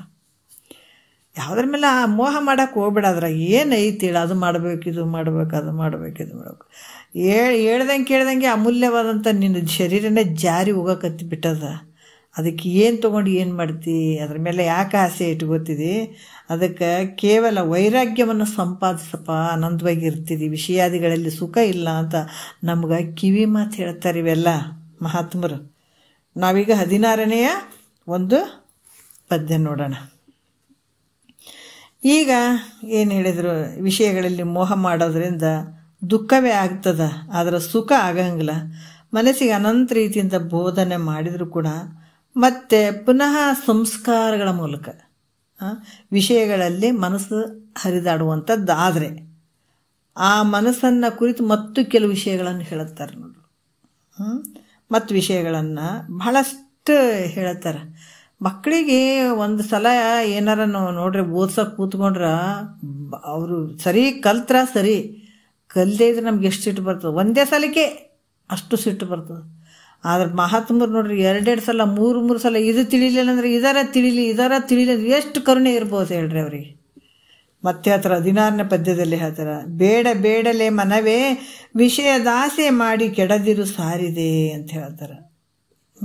ಇಲ್ಲೇ ಮನಸ್ಸೇ ಏನು ಹೇಳ್ತಾರೆ, ಬೇಡ ಸಲ್ಲದು ಬೇಡಪ್ಪ, ಬೇಡ ಭಾಳ ತಪ್ಪು ಮಾಡಕತ್ತಿದ್ದ ಮಗ ಅಂತಂದಾಗ ನಾವು ಎಷ್ಟು ಸಲ ಹೇಳ್ತೀವಿ ಮಕ್ಕಳಿಗೆ, ಆ ಕೆಲಸ ಬೇಡ ನೋಡು, ನಾ ಎಷ್ಟು ಹೇಳಕತ್ತೀನಿ, ಆದರೆ ದುಃಖನೇ ಆಗ್ತದೋ, ಆ ಕಡೆ ಹೋಗ್ಬೇಡೋ, ಎಷ್ಟು ಸಲ ಹೇಳ್ತೀವಿ ರೀ ಮಕ್ಕಳಿಗೆ ನಾವು. ಇಲ್ಲಿನ ಅದಕ್ಕೆ ಹೇಳ್ತಾರ, ಏನು ಹೇಳ್ತಾರೆ, ಬೇಡಲೇ ಮನವೇ ವಿಷಯದಾಸೆ ಮಾಡಿ ಕೆಡದಿರು ಸಾರಿದೆ. ನೋಡ್ರಿ ಇಲ್ಲಿ ಕೂಡ ಹೇಳ್ತಾರ, ನಾನು ಕೈ ಎತ್ತಿ ಹೇಳಕತ್ತೀನಿ ನೋಡು, ನೀವು ಹೋಗ್ಬೇಡ, ಎಲ್ಲಿ ವಿಷಯದ ಆಸೆ ಮಾಡಿ ಕೆಡಬೇಡಪ್ಪ. ಶಬ್ದಾದಿ ಪಂಚ ವಿಷಯಗಳು ಯಾವಂದ್ರೆ ಶಬ್ದ, ಸ್ಪರ್ಶ, ರೂಪು, ರಸ, ಗಂಧ ಇವುಗಳಲ್ಲಿ ಎಲ್ಲ ಸುಖ ಐತೆ ಅಂತ ನಾವು ಬೆನ್ನತ್ತೀವಿ. ಅದಕ್ಕೆ ಈ ಆಸೆಗಳನ್ನು ಮಾಡೋಕ್ಕೆ ಹೋಗ್ಬಿಡಪ್ಪ. ಅದಕ್ಕೆ ಯಾವುದು ಮನಸ್ಸೇ ವಿಷಯಗಳಲ್ಲಿ ಮೋಹ ಮಾಡುವಂಥದ್ದು ಯೋಗ್ಯ ಅಲ್ಲ ಅಂತ ಕೈ ಎತ್ತಿ ಹೇಳಕತ್ತಾರವ್ರು. ಆದ್ರೆ ನೀನು ಶಬ್ದಾದಿ ವಿಷಯಗಳ ಅಪೇಕ್ಷೆಯನ್ನು ಬಿಡವಲ್ಲ. ಇಷ್ಟು ಹೇಳಕತ್ತೀನಿ ನಾನು. ಹೇಳ್ತಾರೆ ಗುರು ಹೇಳತನ ನೋಡು, ಅದರಲ್ಲಿ ಸುಖ ಇಲ್ಲಪ್ಪ ಅಂತ ಹೇಳಿದ್ರು ಕೂಡ ಮತ್ತು ಶಬ್ದಾದಿ ವಿಷಯಗಳ ಅಪೇಕ್ಷೆಯನ್ನು ನೀನು ಬಿಡವಲ್ಲಿ. ಇದರಿಂದ ವ್ಯರ್ಥವಾಗಿ ಕೆಟ್ಟು ಹೋಗ್ತೀಯೋ, ಹಾಳಾಗ್ತೀ, ನಾಶ ಆಗ್ತದೆ. ಎಷ್ಟು ಚಂದ ಹೇಳ್ತಾರೆ. ಅದಕ್ಕೆ ಇದರಿಂದ ಏನಾಗ್ತದಪ್ಪ ಅಂತಂದ್ರೆ ಹಾಳಾಗಿ ಹೋಗ್ತಿದೆ, ಕೆಟ್ಟು ಹೋಗ್ತಿದೆ, ಕೊನೆಗೆ ಬುದ್ಧಿ ಬಂದರೆ ಅದಕ್ಕೆ ಬಂತು. ಎಷ್ಟು ಅದ್ಭುತವಾಗಿ ಹೇಳ್ತಾರೆ ನೋಡ್ರಿ ಅವ್ರು. ಅದಕ್ಕೆ ಇದ್ರ ಮೇಲೆ ವಿಷಯಗಳ ಅಪೇಕ್ಷೆ ಬಿಟ್ಬಿಡು ಅಂತ ಹೇಳ್ತಾರೆ. ಮನೆ ಬಿಡಂದಿಲ್ಲ, ನಿಮಗೆ ಮಾರು ಬಿಡ ಅನ್ನಂಗಿಲ್ಲ, ಯಾವುದು ಬಿಡಂಗ ಮಹಾತ್ಮರು ಏನು ಬಿಡಂದಿಲ್ಲ. ಮತ್ತು ನೋಡ್ರಿ ಎಲ್ಲೆಲ್ಲೋ ಬಿಟ್ಟು ಕೇಸಿ ಎಲ್ಲ ಹೋಗಿ ಸಾಧನೆ ಮಾಡ್ಕೋಬೇಕಂತ ತಲೆಗಿರ್ತಾವೆ ನಮಗೆ. ಇದು ಶಾಸ್ತ್ರ ಕೇಳೋದಕ್ಕಿಂತ ಮುಂಚೆ ನಾವು ಎಲ್ಲೆಲ್ಲ ಹೋಗ್ಬೇಕು, ಎಲ್ಲೆಲ್ಲ ಕುಂತು ಹಿಮಾಲಯದಾಗ ಕುಂತು ತಪಸ್ಸು ಮಾಡಬೇಕು, ಅಲ್ಲಿ ಹೋಗ್ಬೇಕು, ಇಲ್ಲಿ ಹೋಗ್ಬೇಕು, ಅಲ್ಲಿ ತಪಸ್ಸು ಮಾಡ್ಬೇಕು. ಈ ಶಿವ ಎಲ್ಲಿ ಹೋಗಂತ ಹೇಳಿಲ್ಲ ಅವರು. ಅದಕ್ಕೆ ಏನು ಹೇಳ್ತಾರೆ ಇಲ್ಲಿ, ವಿಷಯಗಳ ಮೇಲಿರುವಂಥ ಅಪೇಕ್ಷೆಯನ್ನು ಬಿಟ್ಕೋ. ಅದಕ್ಕೆ ಬಿಡಲಿಲ್ಲ ಅಂತಂದ್ರೆ ಏನಾಗ್ತದ, ವ್ಯರ್ಥವಾಗಿ ಕೆಟ್ಟು ಹೋಗ್ತಿ. ಅದರಿಂದ ವಿಷಯಗಳ ಮೇಲೆ ಆಸೆ ಮಾಡುವಂಥದ್ದು ಯೋಗ್ಯ ಅಲ್ಲ. ಅದಕ್ಕೆ ಇಲ್ಲಿ ಕೂಡ ಮತ್ತೆ ಬೇಡ ಅನ್ನುವಂಥ ಒಂದು ಶಬ್ದವನ್ನು ಕೂಡ 2 ಬಾರಿ ಹೇಳಿದ್ದಾರೆ. ಯಾಕೆ ಹೇಳಿದ್ದಾರೆ ಅಂದರೆ ನಿನ್ನ ಮೇಲೆ ಕರುಣೆ ಸಲುವಾಗಿ ಹೇಳಿದ್ದಾರೆ ಅವರು. ನಿನ್ನ ಒಂದು ವೈರಾಗ್ಯ ದೃಢ ಆಗಲಿ ಅಂತ ಹೇಳ್ತಾರೆ ಅವರು. ಒಂದೇ ಸಲಕ್ಕೆ ನಮ್ಗೆ ವೈರಾಗ್ಯ ದೃಢ ಆಗ್ತದೆ. ಇಷ್ಟು ಬಡಿದ್ರು ಕೂಡ ಗುರುಗಳು ಮಾತ್ರ ನಮ್ಗೆ ತಲೆಗೆ ಹೋಗಂಗಿಲ್ಲ. ಇಷ್ಟು ಬಡ್ದು ಹೋಗ್ತಾವೆ. ಮತ್ತು ಎಂಥ ತಲೆ, ಅದಕ್ಕೆ ಮತಿಗೆ ಮಂಗಳವಾದ ಉತ್ತಮರ ಸಂಘ ಅಂತ ಹೇಳ್ತಾರೆ. ಅಟ್ಲೀಸ್ಟು ಆ ಸಂಘದಾಗಿದ್ರೆ ಕೆಲವು ಸ್ವಲ್ಪ ಮೆತ್ತಗಾಗ್ತದೆ ತಲೆ ಅನ್ನೋದು. ಕಲ್ಲಿದ್ದಂಗೆ ಇದು ಬಡ್ದು ಹಿಂಗೆ ಹೋಗ್ಬಿಡ್ತದೆ ನೋಡ್ರಿ. ಮತಿಗೆ ಮಂಗಳವಾದ ಉತ್ತಮರ ಸಂಘ ಅಂತ ಹೇಳ್ತಾರೆ. ಅದಕ್ಕೆ ಈ ಮತಿಗೆ ಒಂದು ಸಲ ಹೇಳಿದ್ರೆ ಕೇಳಂಗಿಲ್ಲ, ಇದಕ್ಕೆ ಬಡಿತಾನೆ ಇರಬೇಕಲ್ಲ. ಅದಕ್ಕೆ ಇದು ನಿನ್ನ ವೈರಾಗ್ಯ ದೃಢ ಆಗಲಿ ಅಂತ ಹೇಳುವಂಥದ್ದು. ವಿಷಯಗಳ ದೋಷ ದರ್ಶನ ಅದ್ರಿಂದ ಏನೈತಿ ಹೇಳು ನೀನಂತ ಪರಿ ಮಾಡಾಕ. ಅದಕ್ಕೆ ದೃಢ ಆಗಲಿ ಅಂತ ಸಲುವಾಗಿ 2 ಸಲ ಇದನ್ನು ಹೇಳ್ತಾರೆ, ಬೇಡಪ್ಪ ಬೇಡ ಅಂತ ಹೇಳ್ತಾರಲ್ಲ. ಹಂಗೆ ಮಕ್ಕಳಿಗೆ ನಾವು ಹೇಳ್ತೀವಲ್ಲ ಆ ರೀತಿಯಾಗಿ ನೋಡ್ರಪ್ಪ, ಹುಷಾರಾಗಿರ್ರಿ. ಈ ಶರೀರ ಬಂದದ, ವ್ಯರ್ಥವಾಗಿ ಮನಸ್ಸನ್ನು ಪರಮಾರ್ಥದ ಕಡೆ ಹಾಕಿ ನಾನು ಯಾರಿದ್ದೀನಿ ಅಂತ ತಿಳ್ಕೊಳ್ರಿ. ಉಣ್ತೀರಿ, ತಿಂತೀರಿ, ಪರಮಾತ್ಮ ಕೊಟ್ಟಾನೆಲ್ಲ ಆಹಾರ ಪದಾರ್ಥಗಳನ್ನೆಲ್ಲ ಕೊಟ್ಟಾನ, ಆಕಾಶ ಕೊಟ್ಟಾನ. ನಿಮಗೆ ಮಾತು ಗೀತಿ ಕೇಳೋದಕ್ಕೆ ಮಾಡೋದಕ್ಕೆ. ಹೌದಾ? ಇವಾಗ ನಾವು ನಿಮ್ಮ ಮಾತು ಕೇಳ್ತೀವಿ, ನೀವು ನಮ್ಮ ಮಾತು ಕೇಳ್ತೀರಿ. ಇದೆಲ್ಲ ಕೇಳೋದಕ್ಕೆ ಭಗವಂತ ಇದು ಅವಕಾಶ ಕೊಟ್ಟಾನ ನಮ್ಗೆ. ಇದು ಕೊಡ್ಲಾರ್ದನ ಆಕಾಶನೇ ಬಂದು ತುಂಬಿ ಬಿಟ್ಟು ಹಿಂಗೆ ಮುಚ್ಚಿತ್ತಂತ ನಮ್ಗೆ ಎಲ್ಲಿ ಮಾತಾಡೋಕ್ಕೆ ಸಾಧ್ಯ ಆಗ್ತಿತ್ತು. ಇದೇನು ಉಸಿರಾಟಕ್ಕೆ ಗಾಳಿ ಕೊಟ್ಟಿದ್ದಾನೆ, ಹೌದಿಲ್ಲ? ಒಳಗೆ ಯಥ ಬ್ರಹ್ಮಾಂಡ ತಥಪಿಂಡ ಇಲ್ಲಿನೂ ಒಳಗದ. ಭೂಮಿ ಕೊಟ್ಟಿದ್ದಾನೆ, ಏನಾರು ಬಿತ್ಕೊಂಡು ತಿನ್ನಲಿ ಮಾಡಲಿ ಅಂತೇಳ್ಬಿಟ್ಟು. ನೀರು ಕೊಟ್ಟದಾನೆ ಕುಡಿಲಿ. ನಿನ್ನ ಶರೀರಕ್ಕೆ ಏನೇನು ಅಗತ್ಯತೆ ಅದಾವ ಎಲ್ಲ ಕೊಟ್ಟಿದ್ದಾನೆ. ಅದು ತಿಂದು ಆಳು ಉಸಾಬರಿ ಮಾಡೋಕೆ ಹೋಗ್ಬೇಡವ ಯಪ್ಪ. ಅದಕ್ಕೆ ಈ ಕಡೆ ಬಾ, ಸ್ವಲ್ಪ ಮನಸ್ಸು ಈ ಕಡೆ ಆಯ್ಕೋ. ಇದು ಪದೇ ಪದೇ ಪದೇ ಬರುವಂಥದ್ದು ಅಲ್ಲೋ ಶರೀರ. ಆದರೆ ಇದು ಮೋಸ ಮಾಡ್ತಾವೆ ನಿನಗೆ. ಇದು ಬಿಡಂಗಿಲ್ಲ ನಿನಗೆ ಅಷ್ಟು ಈಸಿಯಾಗಿ. ನಿನಗೆ ಇಂಥ ನಿಜ ಸ್ಥಿತಿಯನ್ನು, ನಿಜ ವಸ್ತುವನ್ನು ಅರ್ಥಕೊಳಕ್ಕೆ ಅದು ಬಿಡಂಗಿಲ್ಲಪ್ಪ. ಎಳಿತಾವವು, ಅದ್ರ ಬೆನ್ನು ಬಿಡು. ಯಾಕಂದ್ರೆ ವಿಷಯಾದಿಗಳ ಒಂದು ಬೆನ್ನು ಬಿಟ್ಟುಬಿಡು, ಸ್ವಲ್ಪ ಈ ಕಡೆ ಮುಖ ಹಾಕ್ಕೊಂಡು ಬಿಡಪ್ಪ. ಅದಕ್ಕೆ ಇದು ವ್ಯರ್ಥವಾಗಿ ಒಂದೊಂದು ನಿಮಿಷ ನಿನ್ನ ಆಯುಷ್ಯದಾಗ ನೋಡ್ರಿ, 1 ದಿವಸ ಹೋಯ್ತು, 2 ದಿವಸ ಹೋಯ್ತು, 1 ತಿಂಗಳು ಹೋದ್ರೆ ನಮ್ಗೆ ಗೊತ್ತೇ ಆಗೋವಲ್ದು. ನಮ್ಮ ಆಯುಷ್ಯದೊಳಗೆ 1 ದಿವಸ ಹೋಯ್ತು ಕಳೀತ್ರಿ, ಒಂದು ಗೆರಿ ಹೋಯ್ತು. ಭಾಳಷ್ಟು ಗೆರಿಗಳು ಇರ್ತಾವೆ. ಇಷ್ಟು ಆಯುಷ್ಯ ತನಂತ ಇಲ್ಲಿ ಕೊನೆಯವರೆಗೂ ಒಂದು ಇತ್ತಪ್ಪ, ಆ ಗಾಡಿಲಿಂದ ಈ ಗಾಡಿ ತನಂತ ಅಂದ್ಕೊಳ್ರಿ. ಅದ್ರಾಗ ಒಂದು ಗೆರಿ ಕಡಿಮೆ ಆಗಕ್ಕಂತ ಬರಕತ್ತದ ನಮಗೀಗ. ಆದ್ರೆ ಮಹಾತ್ಮರಿಗೆ ಕಳಕಳಿ. ಇವು ಹುಚ್ಚ ನಾಯಿಗಳ ಗತ್ಲೆ ಕಳೀಲಕತ್ತೇವಲ್ಲ. ಅದಕ್ಕೆ ಕುರುಡ ನಾಯಿ ಸಂತೆಗೆ ಬಂದಂತ ಇಷ್ಟು ಹೇಳಿದ್ರು ಕೇಳಿಲ್ಲ ಅಂದ್ರೆ ನಾಯಿ ಅಂದ್ಬಿಟ್ರಿ. ಮತ್ತೆ ಏನು ಮಾಡ್ತಾರೆ ಹೇಳ್ರಿ ಅವರು? ನಮಗೆಲ್ಲ ಏನಂದ್ರೆ ಅವ್ರು ನಾಯಿ ಅಂದರು. ಯಾಕಂದ್ರೆ ಇಷ್ಟು ಗುರುಗಳು ಹೇಳಕ್ಕೆ ಬಂದಾರ, ಶ್ರುತಿ ಉಪನಿಷತ್ತುಗಳು ಅದಾವ, ಗುರುಗಳು ಕೂಡ ಭಗವಂತನ ಸ್ವರೂಪ ಹೇಳಕ್ಕೆ ಬಂದಾರ. ಇದನ್ನು ಕೇಳಾರ ಬರೀ ವಿಷಯಗಳಿಗೆ ಮೋಹ ಮಾಡ್ತೀನಿ ಅಂತದಲ್ಲ. ಇದಕ್ಕೆ ಏನು ಅನ್ಬೇಕು? ಇದು ಕುರುಡು ನಾಯಿ ಇದ್ದಂಗೆ ಅದಿದು. ಅದಕ್ಕೆ ನಾಯಿ ಹೋಲಿಸಿಬಿಟ್ರಿ. ಇದಕ್ಕೆ ಇದನ್ನು ತಿಳ್ಕೊಬೇಕಾಗ್ಯದ. ಮನುಷ್ಯನ ಒಂದು ಶರೀರ ಬಗ್ಗೆ, ಮನುಷ್ಯ ಕುಲ ಜನನದ ಲಾಭ ಹೌದು 6 ನಾನೆಂದು ತಿಳ್ಕೊಳ್ದೇ ಇದ್ದಾಗ ಮಹಾತ್ಮರು ಏನು ಹೇಳಿದ್ರು? ನಾಯಿ ಅಂದರು. ನಾಯಿ ಹೆಂಗೆ ಬರ್ತದೆ? ಅದಕ್ಕೆ ಕುರುಡು ನಾಯಿ ಅಂತ ಹೇಳ್ಯಾರ. ಮತ್ತು ಕಣ್ಣಿದ್ದ ನಾಯಿ ಅಲ್ಲ, ಕುರುಡು ನಾಯಿ ಇದು ಕುರುಡು ನಾಯಿಗೆ ಚಲೋ ಅದು ಒಂದು ವಸ್ತು ಕಾಣ್ತಾನೆ ಇಲ್ಲ. ಅದಕ್ಕೆ ವಸ್ತುಗಳೇ ಕಾಣ್ತಾ ಇಲ್ಲ. ಅದಕ್ಕೆ ಇದು ಕುರುಡು ನಾಯಿ ಸಂತೆಗೆ ಬಂದಂತೆ. ಅದು ಯಾಕೆ ಬಂದಿನ ಅನ್ನೋದಕ್ಕೆ ಗೊತ್ತೇ ಇಲ್ಲ. ಯಾಕಂದ್ರೆ ಕಣ್ಣ ಕಾಣವಲ್ದು ಅದಕ್ಕೆ ಚೆಂದಾಗಿ. ಏನು ಮಾಡ್ತೀರಿ? ಅದಕ್ಕೆ ಈ ನಾಯಿ ಇದು ಭೂಮಿಗೆ ಬಂದುಬಿಟ್ಟದ. ನಾಯಿಯಾಗಿ ಹೋಗೋದು ಬೇಡ. ಅದಕ್ಕೆ ನಾಯಿ ಆಗಕ್ಕೆ ಹೋಗ್ಬೇಡ್ರಪ್ಪ. ಈ ಶರೀರ ಭಾಳ ಚಲೋ ಬಂದದ. ಅದಕ್ಕೆ ಕಲ್ಲು ಸಕ್ಕರೆ ಹಿತವಿಲ್ಲವಂತೆ, ಕಂಡ ಎಲುಬು ಕಡಿದಿತ್ತಂತೆ, ಹೆಂಡಿರ ಮಕ್ಕಳ ನೆಚ್ಚಿತಂತೆ, ಕೊಂಡು ಒಯ್ಯುವಾಗ ಯಾರಿಲ್ಲವಂತೆ. ಇದು ನಮ್ಮೆಲ್ಲರಿಗೂ ಅನುಭವಕ್ಕೆ ಐತಿಲ್ಲ. ಇವಾಗ ಅಪ್ಪ ಅಮ್ಮ ಹಿರಿಯರು ಎಲ್ಲರೂ ಹೋಗ್ಯಾರ, ಏನಾರು ತೊಗೊಂಡು ಹೋಗ್ಯಾರ. ನೀವು ಏಟು ಮಾಡಿದ್ರೆ ಇಲ್ಲಿ ಬಿಟ್ಟು ಹೋಗ್ಯಾರ. ಹೊಲ ಮನೆ ಯಾರು ತೊಗೊಂಡೋಗ್ಯಾರ ಹೇಳ್ರಿ? ಯಾರೂ ತೊಗೊಂಡೋಗಿಲ್ಲ. ಅವರು ಬಳಸಿದ್ರೆ ಇಲ್ಲೇ ಬಿಟ್ಟರು ಆದರು. ಹೋಟೆಲ್ದಾಗೆಲ್ಲ ಪ್ಲೇಟ್ಗಳು ಯಾರನ್ನ ಬಂದವ್ರಿಗೆಲ್ಲ ಹೊಸ ಪ್ಲೇಟ್ಗಳೇ ಕೊಡ್ತಾರೆ. 7 ಮಂದಿ ಉಂಡೋಗಿರ್ತಾರೆ ಆ ತಟ್ಟೆ ಒಳಗೆ. ನಾವೇನಾರು ಉಂಡು ಒಂದು ಬ್ಯಾಗ್ನಾಗ ಹಾಕ್ಕೊಂಡಿಗೆ ಚಮಚ ಗ್ಲಾಸು ತಟ್ಟೆ ತೊಗೊಂಡು ಬಂದೀವೇನು? ಉಂಡೀವಿ, ಅಲ್ಲಿ ಒಡ ತುಂಬ ಉಂಡೀವಿ, ಆ ಪ್ಲೇಟ್ ಇಟ್ಟಿವಿ, ಮತ್ತು ಅಲ್ಲಿ ತೊಳೆದ್ರು, ಮತ್ತೆ ಇಟ್ಟರು. ಅದನ್ನು 7 ಮಂದಿ ಬಂದು ಉಣ್ತಾರೆ.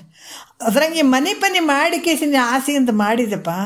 7 ಮಂದಿ ಮನ್ಯಾಗ ಬಂದು ಉಂಡು ಹೋಗ್ತಾರ. ಮನೆ ಹೊಲ ಆಸ್ತಿ ಪಾಸ್ತಿ ಉಂಡು. ಆದ್ರೆ ನೀನು ತೊಗೊಂಡು ಹೋಗ್ತೀನಿ, ಇದು ಇಲ್ಲೇ ಬಿಟ್ಟು ಹೋಗ್ತೀನಿ ಇನ್ನೊಬ್ರಿಗೂ.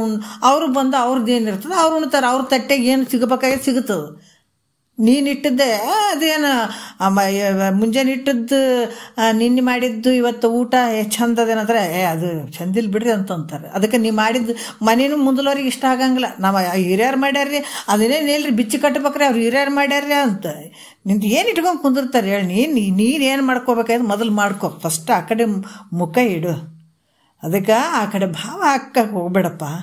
ಏನು ಹೊಲ ಮನೆ ಏನಿದ್ರು ಕೂಡ ಇಲ್ಲೇ ಬಿಟ್ಟು ಹೋಗವನೇನೇನು. ಮತ್ತು 7 ಮಂದಿ ಬಂದು ಆ ತಟ್ಟೆ ಒಳಗೆ ಉಣ್ತಾರ ಗೊತ್ತಿಲ್ಲ. ಅದಕ್ಕೆ ಆ ಕಡೆ ಹೋಗ್ಬೇಡಪ್ಪ ಅಂತ ಅವರು ಕರುಣೆಯಿಂದ ಹೇಳ್ತಾರೆ. ಮನಸ್ಸನ್ನು ಆದಷ್ಟು ಈ ಕಡೆ ತಗೋ. ಆದರೂ ನಮ್ಗೆ ಅಷ್ಟು ಇಷ್ಟ ಅದನ್ನು ಗುರುಗಳು ಹೇಳ್ಯಾರಂದಾಗ ನಾವು ಸರ್ಗನ ಹಿಂಗೆ ತಿರುಗಿಬಿಡ್ತೀವಿ ಅಂದ್ರೆ ತಿರ್ಗಂಗಿಲ್ಲ. ಅವ್ರ ಕೈ ಹಿಡಿದು ತಿರುಗಿಸಿದ್ರೆ ತಿರ್ಗಂಗಿಲ್ಲ. ಮನಸ್ಸು ಹಂಗೈತೆ. ಅದಕ್ಕೆ ಮನಸ್ಸಿಗೆ ಪದೇ ಇದು ಹೇಳಿದ್ರೆ ಒಂದು 10 ಸಲ, ಒಂದು 15 ಸಲ ಹೇಳಿದ್ರೆ ಅವಾಗ ಸ್ವಲ್ಪ ಅಂತಿರ್ಬೇಕು ಅಷ್ಟೇ. ಆ ಥರ ಅಂತದಿದೆ. ಯಾಕಂದ್ರೆ ತಾತರು ಹೇಳ್ತಿದ್ರು, ಜಂಗ್ ತಿಂದದ್ರಿ ಮನಸ್ಸು, ಜಂಗ್ ತಿಂದುಬಿಟ್ಟದ. ಅಷ್ಟು ಬೇಗ ಹೋಗಂಗಿಲ್ಲ. ಇದಕ್ಕೆ ಪೆಟ್ರೋಲ್ ಹಾಕ್ಬೇಕಂತಿದ್ರು. ಇದಕ್ಕೆ ಹಂಗೈತಿ.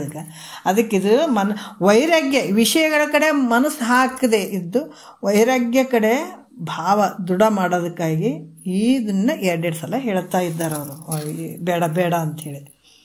ಮತ್ತೀಗ 1ನೇ ನುಡಿ ಹೇಳ್ತಾರೆ. ಈ ವಿಷಯಗಳ ಸಲುವಾಗಿ ವಿಷಯಗಳನ್ನು ಅಪೇಕ್ಷೆ ಮಾಡಿದಂಥ ಪ್ರಾಣಿ ಹೆಂಗೆ ಕೆಟ್ಟೋಗ್ಯವ ಅಂತ ಹೇಳ್ತಾರೆ ನೋಡ್ರಿ, ಎಷ್ಟು ಅದ್ಭುತವಾಗಿ ಹೇಳ್ತಾರೆ.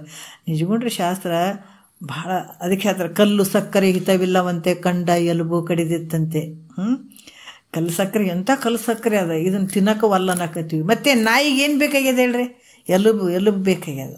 ಅದು ಎಲುಬಿನಾಗ ಏನಾರ ರಸ ಐತೇನಂದ್ರೆ ಇಲ್ಲ, ಅದು ಕಡಿತದಲ್ಲ, ಕಡಿದ್ರೆ ತನ್ನ ದವಡಿ ಒಳಗಡೆಯಿಂದನೇ ರಕ್ತ ಬರ್ತದ, ಅದನ್ನೇ ರುಚಿ ಅಂತ ತಿಳ್ಕೊಂಡಿರ್ತದೆ. ಯಾವಾಗ ನೋವು ಕೊಡೋಕೆ ಶುರು ಆಗ್ತದೆ ಅವಾಗ ಬಿಡ್ತದೆ ಎಲುಬನ್ನು. ಅದ್ರಂಗೆ ಇದು ಈ ನಾಯಿ ಅಂತ ಮನುಷ್ಯ ಅನ್ನುವಂಥ ನಾಯಿ ಇದನ್ನು ಹಂಗಾಗ್ಯದ. ಯಾವಾಗ ತನ್ನಂತ ತಿಳ್ಕೊಳಂಗಿಲ್ಲ, ಬರೀ ವಿಷಯಗಳ ಕಡೆ ಬೆನ್ನು ಹತ್ತದಲ್ಲ, ಅದು ಒಂದು ನಾಯಿಗೆ ಹೋಲಿಸ್ತಾರೆ ಅವರು. ಅದಕ್ಕೆ ನೀನು ವಿವೇಕ ವೈರಾಗ್ಯ ಅಂದರೆ ನಿನಗೆ ವಿವೇಕ ಅಂದರೆ ವಿಚಾರ ಮಾಡುವಂಥ ಶಕ್ತಿ ಕೊಟ್ಟನಲ್ಲ, ವಿಚಾರ ಮಾಡು ಹಿಂಗಾರ ಅಂದ್ರೆ ಸ್ವಲ್ಪ ಶುದ್ಧ ಆಗ್ತೇನೇನಂತ ಮಹಾತ್ಮರು ಇಂಥ ಪದಗಳನ್ನು ಬರೆದು ಕುಣಿದಾಡಿದ್ರು ಅವರು. ಇಷ್ಟರ ತಿಳ್ಕೊಂಡು ಉದ್ಧಾರ ಆಗಲಿ ಅನ್ನುವಂಥ ಭಾವದಲ್ಲಿ ಕೂಡ ಅವರು ಬರೆದ್ರು. ಇವಾಗ ಏನು ಹೇಳ್ತಾರ, ಒಂದನೇ ನುಡಿ ನೋಡೋಣ. ಅಳಿ ಮೀನು ಗಜ ಪತಂಗ ಮೃಗವೆಂಬ ಅಳಿ ಒಂದೊಂದ ರೋಳು ಬಳಸಿದ ಇದು ಇಂದ್ರಿಯದ ಗುಣದೋಳು ಸುಳಿಯುವಲ್ಲಿ ಅಂತ ತುಳಿವೆ ನೀನು ನೋಡ್ರಿ. ಅಳಿವ ಯಾಕಂತಂದ್ರೆ ಅಳಿ ಮೀನು ಗಜ ಪತಂಗ ಎಂಬಿವು ಅಳಿವ ಒಂದೊಂದರೋಳು ನೋಡ್ರಿ. ಅದಕ್ಕೆ ಒಂದೊಂದು ವಿಷಯದ ಅಪೇಕ್ಷೆಯನ್ನು ಮಾಡಿ ಒಂದೊಂದು ಪ್ರಾಣಿ ಕೆಟ್ಟು ಹೋಗ್ಯದಪ್ಪ. 5 ವಿಷಯಗಳು ಅಪೇಕ್ಷೆ ಮಾಡ್ತಕ್ಕಂಥವು ನೀನು ಹೆಂಗೆ ಉಳಿತಿದಿ ಹೇಳು ಅಲ್ಲ. ಮತ್ತೇನು ಹೇಳ್ತಾರೆ, ಅಳಿ ಮೀನು ಅದ್ರ ಬಗ್ಗೆ ಹೇಳ್ತಾರೆ. ಯಾಕಂತಂದ್ರೆ ಅಳಿ ಅಂದರೆ ಭ್ರಮರ, ಮೀನು ಗೊತ್ತಲ್ಲ ಮೀನು, ಗಜ ಅಂದ್ರೆ ಆನೆ, ಪತಂಗ ಅಂದ್ರೆ ದೀಪದ ಹುಳು. ಇಲ್ಲಿ ವಿಷಯಗಳು ಭಾಳಷ್ಟು ಹೇಳ್ತಾರೆ. ಈ ಭ್ರಮರ ಅಂತಂದ್ರೆ ಏನಪ್ಪ, ಭ್ರಮರ ಅಂದ್ರೆ ಒಂದು ಹುಳು, ಅದು ಹಳಿ ಅಂತ ಹೇಳ್ತಾರೆ. ಹುಳು ಅಳಿ. ಯಾಕಂದರೆ ಇದು ಏನು ಮಾಡ್ತಂದ್ರೆ ಹೂವಿನಿಂದ ಹೂವಿಗೆ ಹಾರ್ತಾ ಹೋಗುವಂಥದ್ದು ಭ್ರಮರ. ಅದು ಅಲ್ಲಿ ಇರುವಂಥ ಸುಗಂಧವನ್ನು ಈರ್ಬೇಕನ್ನುವಂಥದ್ದು, ಹೂವಿನಲ್ಲಿರುವಂಥ ಸುಗಂಧವನ್ನು ಈರುವಂಥದ್ದು ಈ ಭ್ರಮರ. ಈ ಕಮಲದ ಕಡೆಗೆ ಯಾವಾಗ ಕಮಲದ ಮೇಲೆ ಬಂದು ಕೂತ್ಕೋತದೆ, ಕಮಲದ ಹೂವಿನ ಮೇಲೆ ಬಂದು ಕೂಡ್ತದೆ ಅದು. ಯಾಕಂದ್ರೆ ಕಮಲದ ಹೂ ಒತ್ತು ಮುಳುಗೋ ಸಂದರ್ಭದಲ್ಲಿ ಹಿಂಗೆ ಮಡ್ಚ್ಕೊಂಡ್ಬಿಡ್ತದೆ ನೋಡ್ರಿ, ಸೂರ್ಯ ಹೋದ ತಕ್ಷಣನೇ ಅದು ಹಿಂಗೆ ಮುದ್ದೆ ಆಗಿಬಿಡ್ತದೆ. ಆ ಭ್ರಮರ ಏನು ಮಾಡ್ತದಂದ್ರೆ ಕುಂದಿರ್ತದಲ್ಲ, ವಾಸನೆ ತೊಗೊಳೋದ್ರಾಗ ತನ್ನ ಆಯುಷ್ಯ ಮುಗಿಲಕತ್ತದ ಅಂತ ಗೊತ್ತಾಗಂಗಿಲ್ಲ. ಆಯುಷ್ಯ ಅಂದ್ರೆ ಅದು ಸಂಜೆ ಸೂರ್ಯ ಹೋದ ತಕ್ಷಣ ಕಮಲ ಹಿಂಗೆ ಮುದುಡ್ತದೆ. ಅದಕ್ಕೆ ಏನಾಗ್ತದೆ ಅಂತಲೂ ಗೊತ್ತಾಗಂಗಿಲ್ಲ. ಯಾಕಂದ್ರೆ ಅದು ಸುಗಂಧ ಭರಿತವಾದಂಥ ವಾಸನೆ ಇರುವಂಥದ್ರಲ್ಲೇ ಮರಳಾಗಿರ್ತದೆ, ಮಗ್ನಾಗಿರ್ತದೆ. ಅದಕ್ಕೆ ಅದೇನು ಮಾಡ್ತದ ಭ್ರಮರ, ಯಾವಾಗ ಅದು ಸುಗಂಧ ಭರಿತವಾದಂಥ ವಾಸನೆಯನ್ನು ತೊಗೊಳ್ಬೇಕಾದಾಗ ಬಿಸಿಲು ಸಾಯಂಕಾಲ ಆಗಿಬಿಡ್ತದೆ, ಬಿಸಿಲು ಸೂರ್ಯ ಹೋಗ್ಬಿಡ್ತಾನೆ, ಆವಾಗ ಹೂ ಮುದುಡ್ಕೊಳಕ್ಕೆ ಶುರು ಆಗ್ತದೆ. ಆವಾಗ ಏನಾಗ್ತದೆ, ಭ್ರಮರ ಉಸಿರಾಡಕ್ಕೆ ಬರಲಾರ್ದು ಅಲ್ಲೇ ಒದ್ದಾಡಿ ಪ್ರಾಣ ಬಿಟ್ಬಿಡ್ತದೆ. ಯಾವುದಕ್ಕೆ ಮರಳಾಯಿತು ಅದು, ಅದಕ್ಕೆ ಭಾಳ ಶಕ್ತಿ ಇತ್ತು, ಮತ್ತು ಇಲ್ಲ ಅಂತೀರಿ ಅನ್ನೋದಕ್ಕೆ ದೊಡ್ಡ ಶಕ್ತಿ ಅದ. ಯಾಕಂದ್ರೆ ಆ ಭ್ರಮರ ಏನಂತಂದ್ರೆ ಅದನ್ನು ಈಗ ಅದು ಮನಸ್ಸು ಮಾಡಿತ್ತು ಅಂತಂದ್ರೆ ಆ ಕಮಲದ ಹೂವನ್ನು ಅದನ್ನು ಕೊರೆದು ಅದು ಹೊರಗೆ ಬಂದುಬಿಡ್ಬೋದಾಗಿತ್ತು. ಯಾಕಂದ್ರೆ ಭಾಳಷ್ಟು ಈ ಕಟ್ಟಿಗೆಗಳು, ಈ ತುಂಡು ತೊಲೆ ಏನಿರ್ತಾವಲ್ಲ, ಈ ಬಿದಿರುಗಳನ್ನು ಕೊರೆದು ತೂತು ಮಾಡುವಂಥ ಒಂದು ಈ ಕೊರೆದು ತೂತು ಮಾಡುವಂಥ ಶಕ್ತಿ ಭ್ರಮರಕ್ಕೆ ಇರ್ತದೆ. ಅಂಥ ಕಟ್ಟಿಗೆಗಳನ್ನು ಕೊರೆದು ಅಂಥ ಶಕ್ತಿ ಇರ್ತದ. ಅಂಥದ್ದನ್ನು ಇದು ಕಮಲ ಹೂವನ್ನು ಅದನ್ನು ಕೊರೆದು ಹೊರಗೆ ಬರುವಂಥದ್ದು ಅದೇನು ಅಸಾಧ್ಯ ಇತ್ತೇನೋ ಅಂದರೆ ಸಾಧ್ಯ ಇತ್ತು ಅದು. ಆದರೂ ಕೂಡ ಕಮಲ ಅದು ಹೆಂಗೈತಪ್ಪ ಅಂದ್ರೆ ಭಾಳ ಒಂಥರ ಮೆತ್ತಗಿರುವಂಥದ್ದು ನೋಡ್ರಿ ಹೂವು, ಭಾಳಷ್ಟು ಮೆತ್ತಗಿರುತ್ತೆ. ಯಾಕಂದ್ರೆ ಮತ್ತು ಅಷ್ಟೇ ಸುಗಂಧವಾಗಿರುವಂಥದ್ದು ಹೂವು ಅದು. ಯಾಕಂತಂದ್ರೆ ಅದನ್ನು ಬಿಟ್ಟು ಹೆಂಗೆ ಹೋಗಲಿ ನಾನು ಅಂತನ್ನುವಂಥ ಭಾವದಲ್ಲಿ ಕಮಲದ ಮೇಲಿನ ಮೋಹದಿಂದ ಅದು ಏನಂತಂದ್ರೆ ಹೊರಗೆ ಬರೋಕ್ಕೆ ಇಷ್ಟಪಡಂಗಿಲ್ಲ. ಅದೇ ವಾಸನದಲ್ಲೇ ಅದ್ರಾಗೆ ಬಿದ್ದು ಉಸಿರುಗಟ್ಟು ಸತ್ತು ಬಿಡ್ತದೆ ನೋಡ್ರಿ. ಅದೆಲ್ಲ ಕೊರೆದು ಬಿಟ್ಟು ಬರ್ಬೋದಾಗಿತ್ತು ಹೊರಗೆ. ಯಾಕಂದ್ರೆ ಆ ಸುಗಂಧ ಭರಿತವಾದಂಥ ಒಂದು ನಶೆಯಲ್ಲೇ ಅದು. ಅದಕ್ಕೆ ನಮ್ಮ ನಶೆನೂ ಆಯ್ತು ನೋಡ್ರಿ. ಅದಕ್ಕೆ ಹೇಳ್ತಾರೆ, ಸಿಂಧಿ ಸೇರೆಯ ಕುಡದೇನೋ ಈ ಭವದ ಬಂಧನದಲ್ಲಿ ಉಳದೇನೋ, ಸಿಂಧಿ ಇಲ್ಲಿ ಎಷ್ಟು ಅದ್ಭುತವಾಗಿದೆ. ಸಿಂಧಿ ಸೆರೆ ಯಾವುದು? ಇದೇ ಮೋಹ, ಅಹಂಕಾರ, ಮಮಕಾರ, ಮೋಹ ಅನ್ನುವಂಥ ಒಂದು ನಿಶೆಯಲ್ಲೇ ನಾವಿದ್ದಿದ್ದೀವಿ. ಅದಕ್ಕೆ ಸಿಂಧಿ ಸೆರೆಯ ಕುಡದೇನೋ ಈ ಭವದ ಬಂಧನದಲ್ಲಿ ಉಳದೇನೋ. ನೋಡ್ರಿ, ಸಿಂಧಿ ಸೆರೆ ಯಾವುದು? ಸಿಂಧಿ ಸೆರೆ ಹೋಲಿಸಿದ್ರವರು ಇದೇ ಮೋಹ ಅನ್ನುವಂಥದ್ದು, ಮಮಕಾರ ಅನ್ನುವಂಥದ್ದು. ಇದು ಒಂದು ನಶೆ. ಈ ನಶೆದ ಒಳಗೆ ಅದ್ರಾಗ ಉಸಿರುಗಟ್ಟಿ ಸಾಯಂಗಾಗ್ಯದ. ನಿನಗೆ ಶಕ್ತಿ ಇಲ್ಲೇನ? ಬೆಕ್ಕದಂಥ ಶಕ್ತಿ ಐತೆ. ಈ ಭ್ರಮರಕ್ಕೆ ಶಕ್ತಿ ಇಲ್ಲೇನ? ದೊಡ್ಡ ಶಕ್ತಿ ಇತ್ತು ಅದಕ್ಕೆ. ಎಂತೆಂಥ ತುಂಡು ತೊಲೆಗಳನ್ನು ಕೊರೆದು ಕೊರೆದು ಕೊರೆದು ಬರುವಂಥ ಶಕ್ತಿ, ತೂತು ಮಾಡುವಂಥ ಶಕ್ತಿ ಆ ಭ್ರಮರಕ್ಕಾದಂದ್ರೆ ಬರೇ ಒಂದು ಸುಗಂಧ ಭರಿತವಾದಂಥ ಮೆತ್ತಂತ ಹೂವಿನಲ್ಲಿ ಬಿದ್ದು ಸಾಯ್ತದಂದ್ರೆ ಅದು ಎಂಥ ಮೋಹಕ್ಕೊಳಗಾಗಿರೋದು ಬೇಡ. ಯಾಕೆ ಹೇಳಕತ್ತಾರ? ಇದು ನಿನ್ನ ಹಣೆ ಬರ ಹಂಗ ಐತೆ. ಇಂಥ ಮೋಹ ಅನ್ನುವಂಥ ನಿನಗೆ ದೊಡ್ಡ ಶಕ್ತಿ ಕೊಟ್ಟಾನೆ ದೇವ್ರು. ನಿನ್ನ ದೊಡ್ಡ ಶಕ್ತಿ ಅದ. ಸ್ವಲ್ಪ ಸ್ವಲ್ಪ ಬದಲಾವಣೆ ಮಾಡಿ, ಜಾಗ ಒಂದು ಸ್ವಲ್ಪ ಬದಲಾವಣೆ ಮಾಡೋದು ನಿನಗೆ ಶಕ್ತಿ ಒಟ್ಟದಂತ ನಿನಗೆ ಗೊತ್ತಾಗ್ತದೆ. ಅದು ಬೇರೆ ಕಡೆ ಜಾಗದಾಗ ಕುಂತು ಬಿಟ್ಟಿದೆ. ಅದಕ್ಕೆ ಇದು ಹೆಂಗೆ ಹೂವಿನ ಅದ್ರಾಗ ಇದು ಮೃದುವಾದಂಥ ಹೂವಿನ ಒಂದು ಜಾಗದಾಗ ಕೂತ್ಕೊಂಡು ಕೇಸಿ ಆ ಒಂದು ಏನು ಸುಗಂಧ ಭರಿತವಾದಂಥ ವಾಸನೆಯಲ್ಲಿ ಅದು ಅದರಲ್ಲೇ ಬಿದ್ದು ಅದೇ ವಾಸನೆಯಲ್ಲಿ ಹೊರಗೆ ಬರಲಾದ ಉಸಿರುಗಟ್ಟಿ ಹೆಂಗೆ ಸತ್ತಿತೋ ಅದ್ರಂಗೆ ನೀನು ಸಾಯೋವರೆಗೂ ಹೆಂಡತಿ, ಮಕ್ಕಳು, ಸಂಸಾರ, ರೊಕ್ಕ, ರೂಪಾಯಿ ಅನ್ನುವಂಥ ಈ ಒಂದು ಏನು ವಾಸನೆಯಲ್ಲಿ ಬಿದ್ದು ನರಳಿ ನರಳಿ ನರಳಿ ನರಳಿ ಸತ್ತು ಹೋಗ್ಬಿಡುತ್ತೆ. ಅದಕ್ಕೆ ಈ ರೀತಿ ಈ ಪ್ರಕಾರ ಗಂಧಕ್ಕೆ ಮರಳಾಗಿ ಭ್ರಮರ ಹಾಳಾಯ್ತಪ್ಪ ತಿಳ್ಕೊ. ಒಂದಾಯ್ತು ನೋಡ್ರಿ, ಒಂದು ಜೀವಿ ಇದಕ್ಕೆ ಹಾಳಾಗಿಬಿಡ್ತು. ಅದಕ್ಕೆ ಶಕ್ತಿ ಇತ್ತು, ಆದ್ರೆ ಅದು ಬೇರೆದಕ್ಕೆ ಮರಳಾಗಿಬಿಡ್ತು. ಈಗ ನಮಗೂ ಶಕ್ತಿ ಐತೆ, ನಾವು ಬೇರೆದಕ್ಕೆ ಮರಳಾಗಿವಲ್ಲ, ಹಿಂಗೆ. ಅದಕ್ಕೆ ಈಗ ಜಾಲ್ಗಾರನದೇ ಹೇಳ್ತಾರೆ, ಮೀನನ್ನು ಹಿಡಿಯುವ ಸಲುವಾಗಿ ಜಾಲ್ಗಾರ ಏನು ಮಾಡ್ತಾನೆ? ಮೀನು ಅಂತ ಹೇಳ್ಯಾರ ನೋಡ್ರಲ್ಲಿ. ಈ ಜಾಲ್ಗಾರನ ಏನು ಮಾಡ್ತಾನೆ? ಮೀನನ್ನು ಹಿಡಿಯೋ ಸಲುವಾಗಿ ಗಾಳಕ್ಕೆ ಒಂದು ಮಳೆಯನ್ನು ಹಾಕ್ತಾನೆ. ಹಾಕಿ ಅವು ಮಳಿಗಳನ್ನು ಅಥವಾ ಏನೋ ಆ ಮಳಿಗಳಿಗೆ ಏನು ಮಾಡ್ತಾನೆ?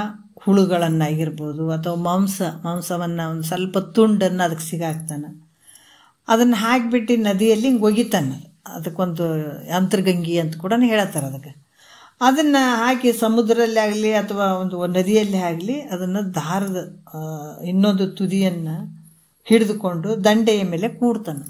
ಒಂದು ನೀರಲ್ಲಿ ಒಗಿತಾನೆ, ಅದೊಂದು ದಾರದ ತುದಿ ಇಟ್ಕೊಂಡು ಅದು ಕುಂದಿರ್ತಾನೆ. ಯಾವಾಗ ಮೀನು ಇದನ್ನು ನೋಡಿತು ನೋಡ್ರಿ, ಪಾಪ ಎಷ್ಟು ಸ್ವಚ್ಛಂದವಾಗಿ ನೀರಿನ ತುಂಬ ಹರಿದಾಡುವಂಥ ಮೀನು ಅದು. ಅದಕ್ಕೆ ಬೇಕಾದಷ್ಟು ಆಹಾರ ಸಿಕ್ತಿತ್ತು ಒಳಗಡೆ. ಆದರೆ ಯಾವಾಗ ಈ ಗಾಳ ಕಚ್ಚಿದಂಥ ಮಾಂಸದ ತುಂಡನ್ನು ನೋಡ್ತದ, ಅದೇನು ಮಾಡ್ತದೆ? ಆ ಕಡೆ ಹೋಗದ ಈ ಹಾಸಿಗೆ ಬಂದು ಬಾಯಿ ಹಾಕಿಬಿಡ್ತದೆ ನೋಡ್ರಿ. ಅದು ತಿನ್ಬೇಕಂತ ಬಂದು ಬಾಯಿ ಹಾಕಿಬಿಡ್ತದೆ. ಅದು ಏನಾಗ್ತದೆ? ಅದಕ್ಕೆ ಭಾಳಷ್ಟು ಏನು ಒಂದು ಗಾಳ ಏನು ಹಾಕಿರ್ತಾನೆ ಅದು ಅದ್ರ ಬಾಯಿಗೆ ಸಿಕ್ಕು ಒದ್ದಾಡಕ್ಕೆ ಶುರುವಾಗಿಬಿಡ್ತದೆ. ಅದನ್ನು ಕಂಡು ಜಾಲ್ಗಾರ ಏನು ಮಾಡ್ತಾನೆ? ದಾರವನ್ನು ಔಷಧದಂತೆ ಜಗ್ಗಿ ಆ ಮೀನನ್ನು ಹಿಡಿದು ಬಿಡಿಸಿ ಕೊಂದು ಬಿಡ್ತಾನೆ. ಯಾವುದಕ್ಕೆ ಮರಳಾಯ್ತದ? ಆ ಮಾಂಸದ ತುಂಡಿಗೆ ಮರಳಾಯಿತು. ಅದಕ್ಕೆ ಇದು ರಸಕ್ಕೆ ಮರಳಾಗಿಬಿಡ್ತು ನೋಡ್ರಿ. ಯಾವುದು? ಆ ರಸ ರುಚಿಗೆ. ಯಾಕಂದ್ರೆ ಅದು ಆ ಮಾಂಸದ ತುಂಡು ಅದಕ್ಕೆ ರುಚಿಗಾಗಿ ಅದೇನು ಮಾಡ್ತು? ಅದಕ್ಕೆ ಬಲಿಯಾಯಿತು, ರಸಕ್ಕೆ ಬಲಿಯಾಯಿತು.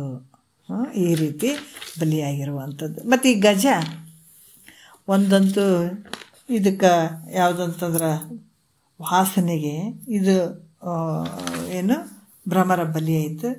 ಆನೆ ನೋಡ್ರಿ, ಇಲ್ಲಿ ಕೂಡ ಏನು ಹೇಳತ್ತಾರ? ರಸಕ್ಕೆ ಯಾವುದು ಬಲಿಯಾಯಿತು? ಇದು ಮೀನು ಬಲಿಯಾಯಿತು.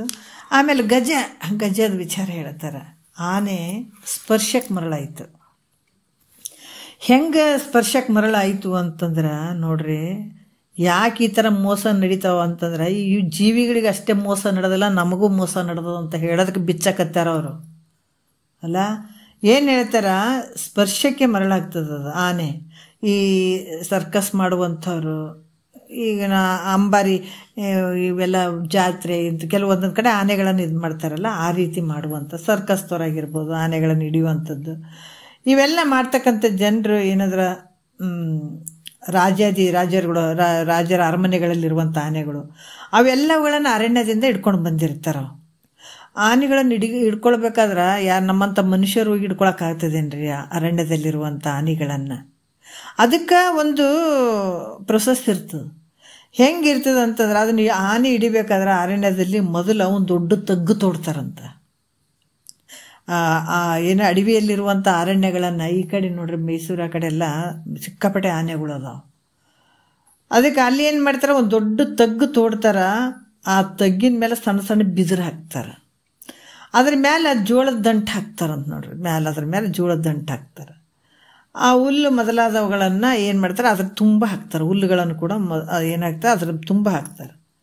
ಮತ್ತು ಅದ್ರ ಮೇಲೆ ಸಣ್ಣ ಮಣ್ಣನ್ನು ಹಂಗಲ ಹಾಕಿಬಿಡ್ತಾರೆ. ಆ ಮಣ್ಣಿನಲ್ಲಿ ಸಾಸಿವೆ, ಆಳ್ವಿ, ಜೋಳ ಮೊದಲಾದವು ಎಲ್ಲವೂ ಬೆರೆಸ್ತಾರೆ ಆ ಮಣ್ಣಲ್ಲಿ. ಯಾವಾಗ ಬೆಳೆಯು ದೊಡ್ಡದಾಯಿತು, ಆ ಮಣ್ಣಿನಲ್ಲಿ ಏನು ಮಾಡಿರ್ತಾರೆ, ಇವು ಆಳ್ವಿ, ಸಾಸಿವೆ ಏನೇನೋ ಹಾಕಿರ್ತಾರೆ. ಆ ಮಣ್ಣಿನಲ್ಲಿ ಆ ಸಸಿಗಳು ಬೆಳಿತಾವೆ. ಯಾವಾಗ ಆ ಸಸಿಗಳು ದೊಡ್ಡವಾದವೋ ಆಗ ಒಂದು ಹೆಣ್ಣು ಆನೆಯನ್ನು ಆ ಬೆಳೆದಿರ್ತದಲ್ಲ ಅದರ ಒಂದು ದಿಕ್ಕಿನಲ್ಲಿ ಆ ದಂಡೆ ಮೇಲೆ ಕಟ್ತಾರೆ. ಅದನ್ನು ಒಂದು ಕಡೆ ಕಟ್ತಾರದು. ಅದರ ವಿರುದ್ಧ ದಿಕ್ಕಿನಲ್ಲಿ ಏನು ಮಾಡ್ತಾರೆ, ಆನೆ ವಿರುದ್ಧ ದಿಕ್ಕಿನ ಕಡೆ ಆನೆಗಳ ಹಿಂಡನ್ನು ತಿರುಗಿಕೊಂಡು ಬರ್ತಾರೆ. ಆವಾಗ ಬಂದಾಗ ಹಿಂಡಿನೊಳಗಿಂತ ಒಂದು ಆ ಗಂಡು ಆನೆ ಏನು ಮಾಡ್ತದ, ತನ್ನ ಎದುರುಗಡೆ ನಿಂತಿರ್ತದಲ್ಲ ಇರ್ತಕ್ಕಂಥ ಒಂದು ಹೆಣ್ಣು ಆನೆನ ಕಟ್ಟಿರ್ತಾರೆ. ಅವ್ರು ಕಟ್ಟಿರ್ತಾರೆ. ಈ ಹಿಂಡೆ ಹೊಡ್ಕೊಂಡು ಬಂದಾಗ ಅದ್ರಾಗ ಒಳಗಡೆ ಇರುವಂಥ ಒಂದು ಗಂಡು ಆನೆ ಏನು ಮಾಡ್ತದೆ, ಹೆಣ್ಣಿನ ಒಂದು ಸ್ಪರ್ಶಕ್ಕೆ ಅದು ಮರಳಾಗಿ ಅದೇನು ಮಾಡ್ತದೆ, ತೀವ್ರವಾಗಿ ಅಲ್ಲಿ ಏನು ತಗ್ಗದಂತ ನೋಡಂಗಿಲ್ಲ, ಏನಂತ ನೋಡಂಗಿಲ್ಲ.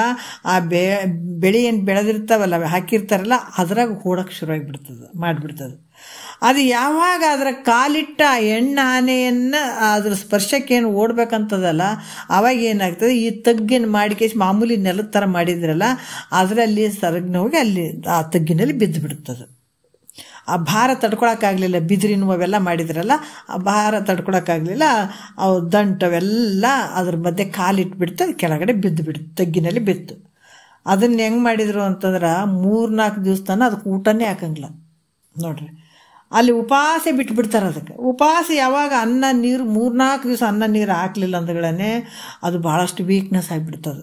ಅಂದರೆ ಒಂಥರ ನಿಶಕ್ತಿ ಆದಂಗೆ ಆಗಿಬಿಡ್ತದೆ ಅದಕ್ಕೆ ಅವಾಗ ಏನು ಮಾಡ್ತಾರಂತಂದ್ರೆ ಇನ್ನೊಂದು ಆನೆಯನ್ನು ತಂದು ಅಲ್ಲಿ ಆ ತಗ್ಗಿನಲ್ಲಿ ಬಿದ್ದ ಆನೆ ಕಾಲಿಗೆ ಸರಪಳಿಯನ್ನು ಕಟ್ಟಿಬಿಟ್ಟು ಮತ್ತು ಅದನ್ನು ಮೇಲಕ್ಕೆ ಎಳ್ಕೊತಾರಂತ ನೋಡ್ರಿ. ಈ ರೀತಿಯಾಗಿ ಆನೆ ಏನಾಯಿತು ಹಿಡ್ಕೊಂಡು ಅಂಥ ಒಂದು ಆನೆ, ಬಲಿಷ್ಠವಾದಂಥ ಆನೆ, ಏನು ಕಾಡಿನ ರಾಜ ಇದ್ದಂಗೆ ತಿರುಗಾಡೋದು. ಅದಕ್ಕೆ ನಡೆದದ್ದೇ ಆನೆ ನಡೆದದ್ದೇ ದಾರಿ ಅಂತಾರಲ್ಲ, ಅಂಥ ಆನೆ ಯಾವುದಕ್ಕೆ ಮರಳಾಯಿತು, ಆ ಸ್ಪರ್ಶಕ್ಕೆ ಮರಳಾಗಿ ಆ ತಗ್ಗಿನಾಗ ಬಿದ್ದು ಅದನ್ನು 3-4 ದಿವಸ ಊಟ ಹಾಕ್ಲಾರ್ದ ಅದನ್ನು ಹಿಡಿಸಿ ಹೆಂಗೆ ಬೇಕಂಗೆ ಅದನ್ನು ಪಳಗಿಸ್ತಾರೆ ಹಿಡ್ಕೊಂಡು ಬಂದು. ಅದಕ್ಕೆ ಮರಳಾಯ್ತು ನೋಡ್ರಿ. ಆಯ್ತು, ಅದು ಮುಗಿದು ಹೋಯ್ತದ. ಅದಕ್ಕೆ ಈ ರೀತಿಯಾಗಿ ಸ್ಪರ್ಶ ಸುಖಕ್ಕೆ ಮರಳಾಗಿ ಆನೆ ಒಂದು ಕೆಟ್ಟು ಹೋಗಿಬಿಡ್ತು ನೋಡ್ರಿ. ಅಲ್ಲಿ ಒಂದು ಬಂಧನ ಆಗಿಬಿಡ್ತು ಅದಕ್ಕೆ. ಹಾಗಾಗಿಬಿಟ್ಟು ಸ್ಪರ್ಶ ಸುಖಕ್ಕಾಗಿ ಆನೆ ಕೆಟ್ಟಿತ್ತು. ಈ ರೀತಿ ವಿಷಯಗಳ ಸುಖಕ್ಕಾಗಿ ಒಂದೊಂದು ಜೀವಿಗಳು ಹಿಂಗೆ ಕೆಟ್ಟಾವಂದ್ರೆ 5 ವಿಷಯಗಳು ನಿನಗದಾವ ಮತ್ತು ಮುಂದೆ ಹೇಳ್ತಾರೆ ನೋಡ್ರಿ. ಎಷ್ಟು ಅದ್ಭುತವಾದಂಥ ವಿಚಾರ ಹೇಳ್ತಾರೆ. ನಾವು ಮತ್ತೆ ಪತಂಗದ ನೋಡೋಣ, ರೂಪಕ್ಕೆ ಮರಳಾಗಿ ಅದು ಹೆಂಗೆ ಹಾಳಾಯಿತು, ಮೃಗ ಚಿಗರಿ ಅದು ಶಬ್ದಕ್ಕೆ ಹೆಂಗೆ ಮರಳಾಯಿತು, ಹಲವಾರು ವಿಚಾರಗಳನ್ನು ಹೇಳ್ತಾರೆ.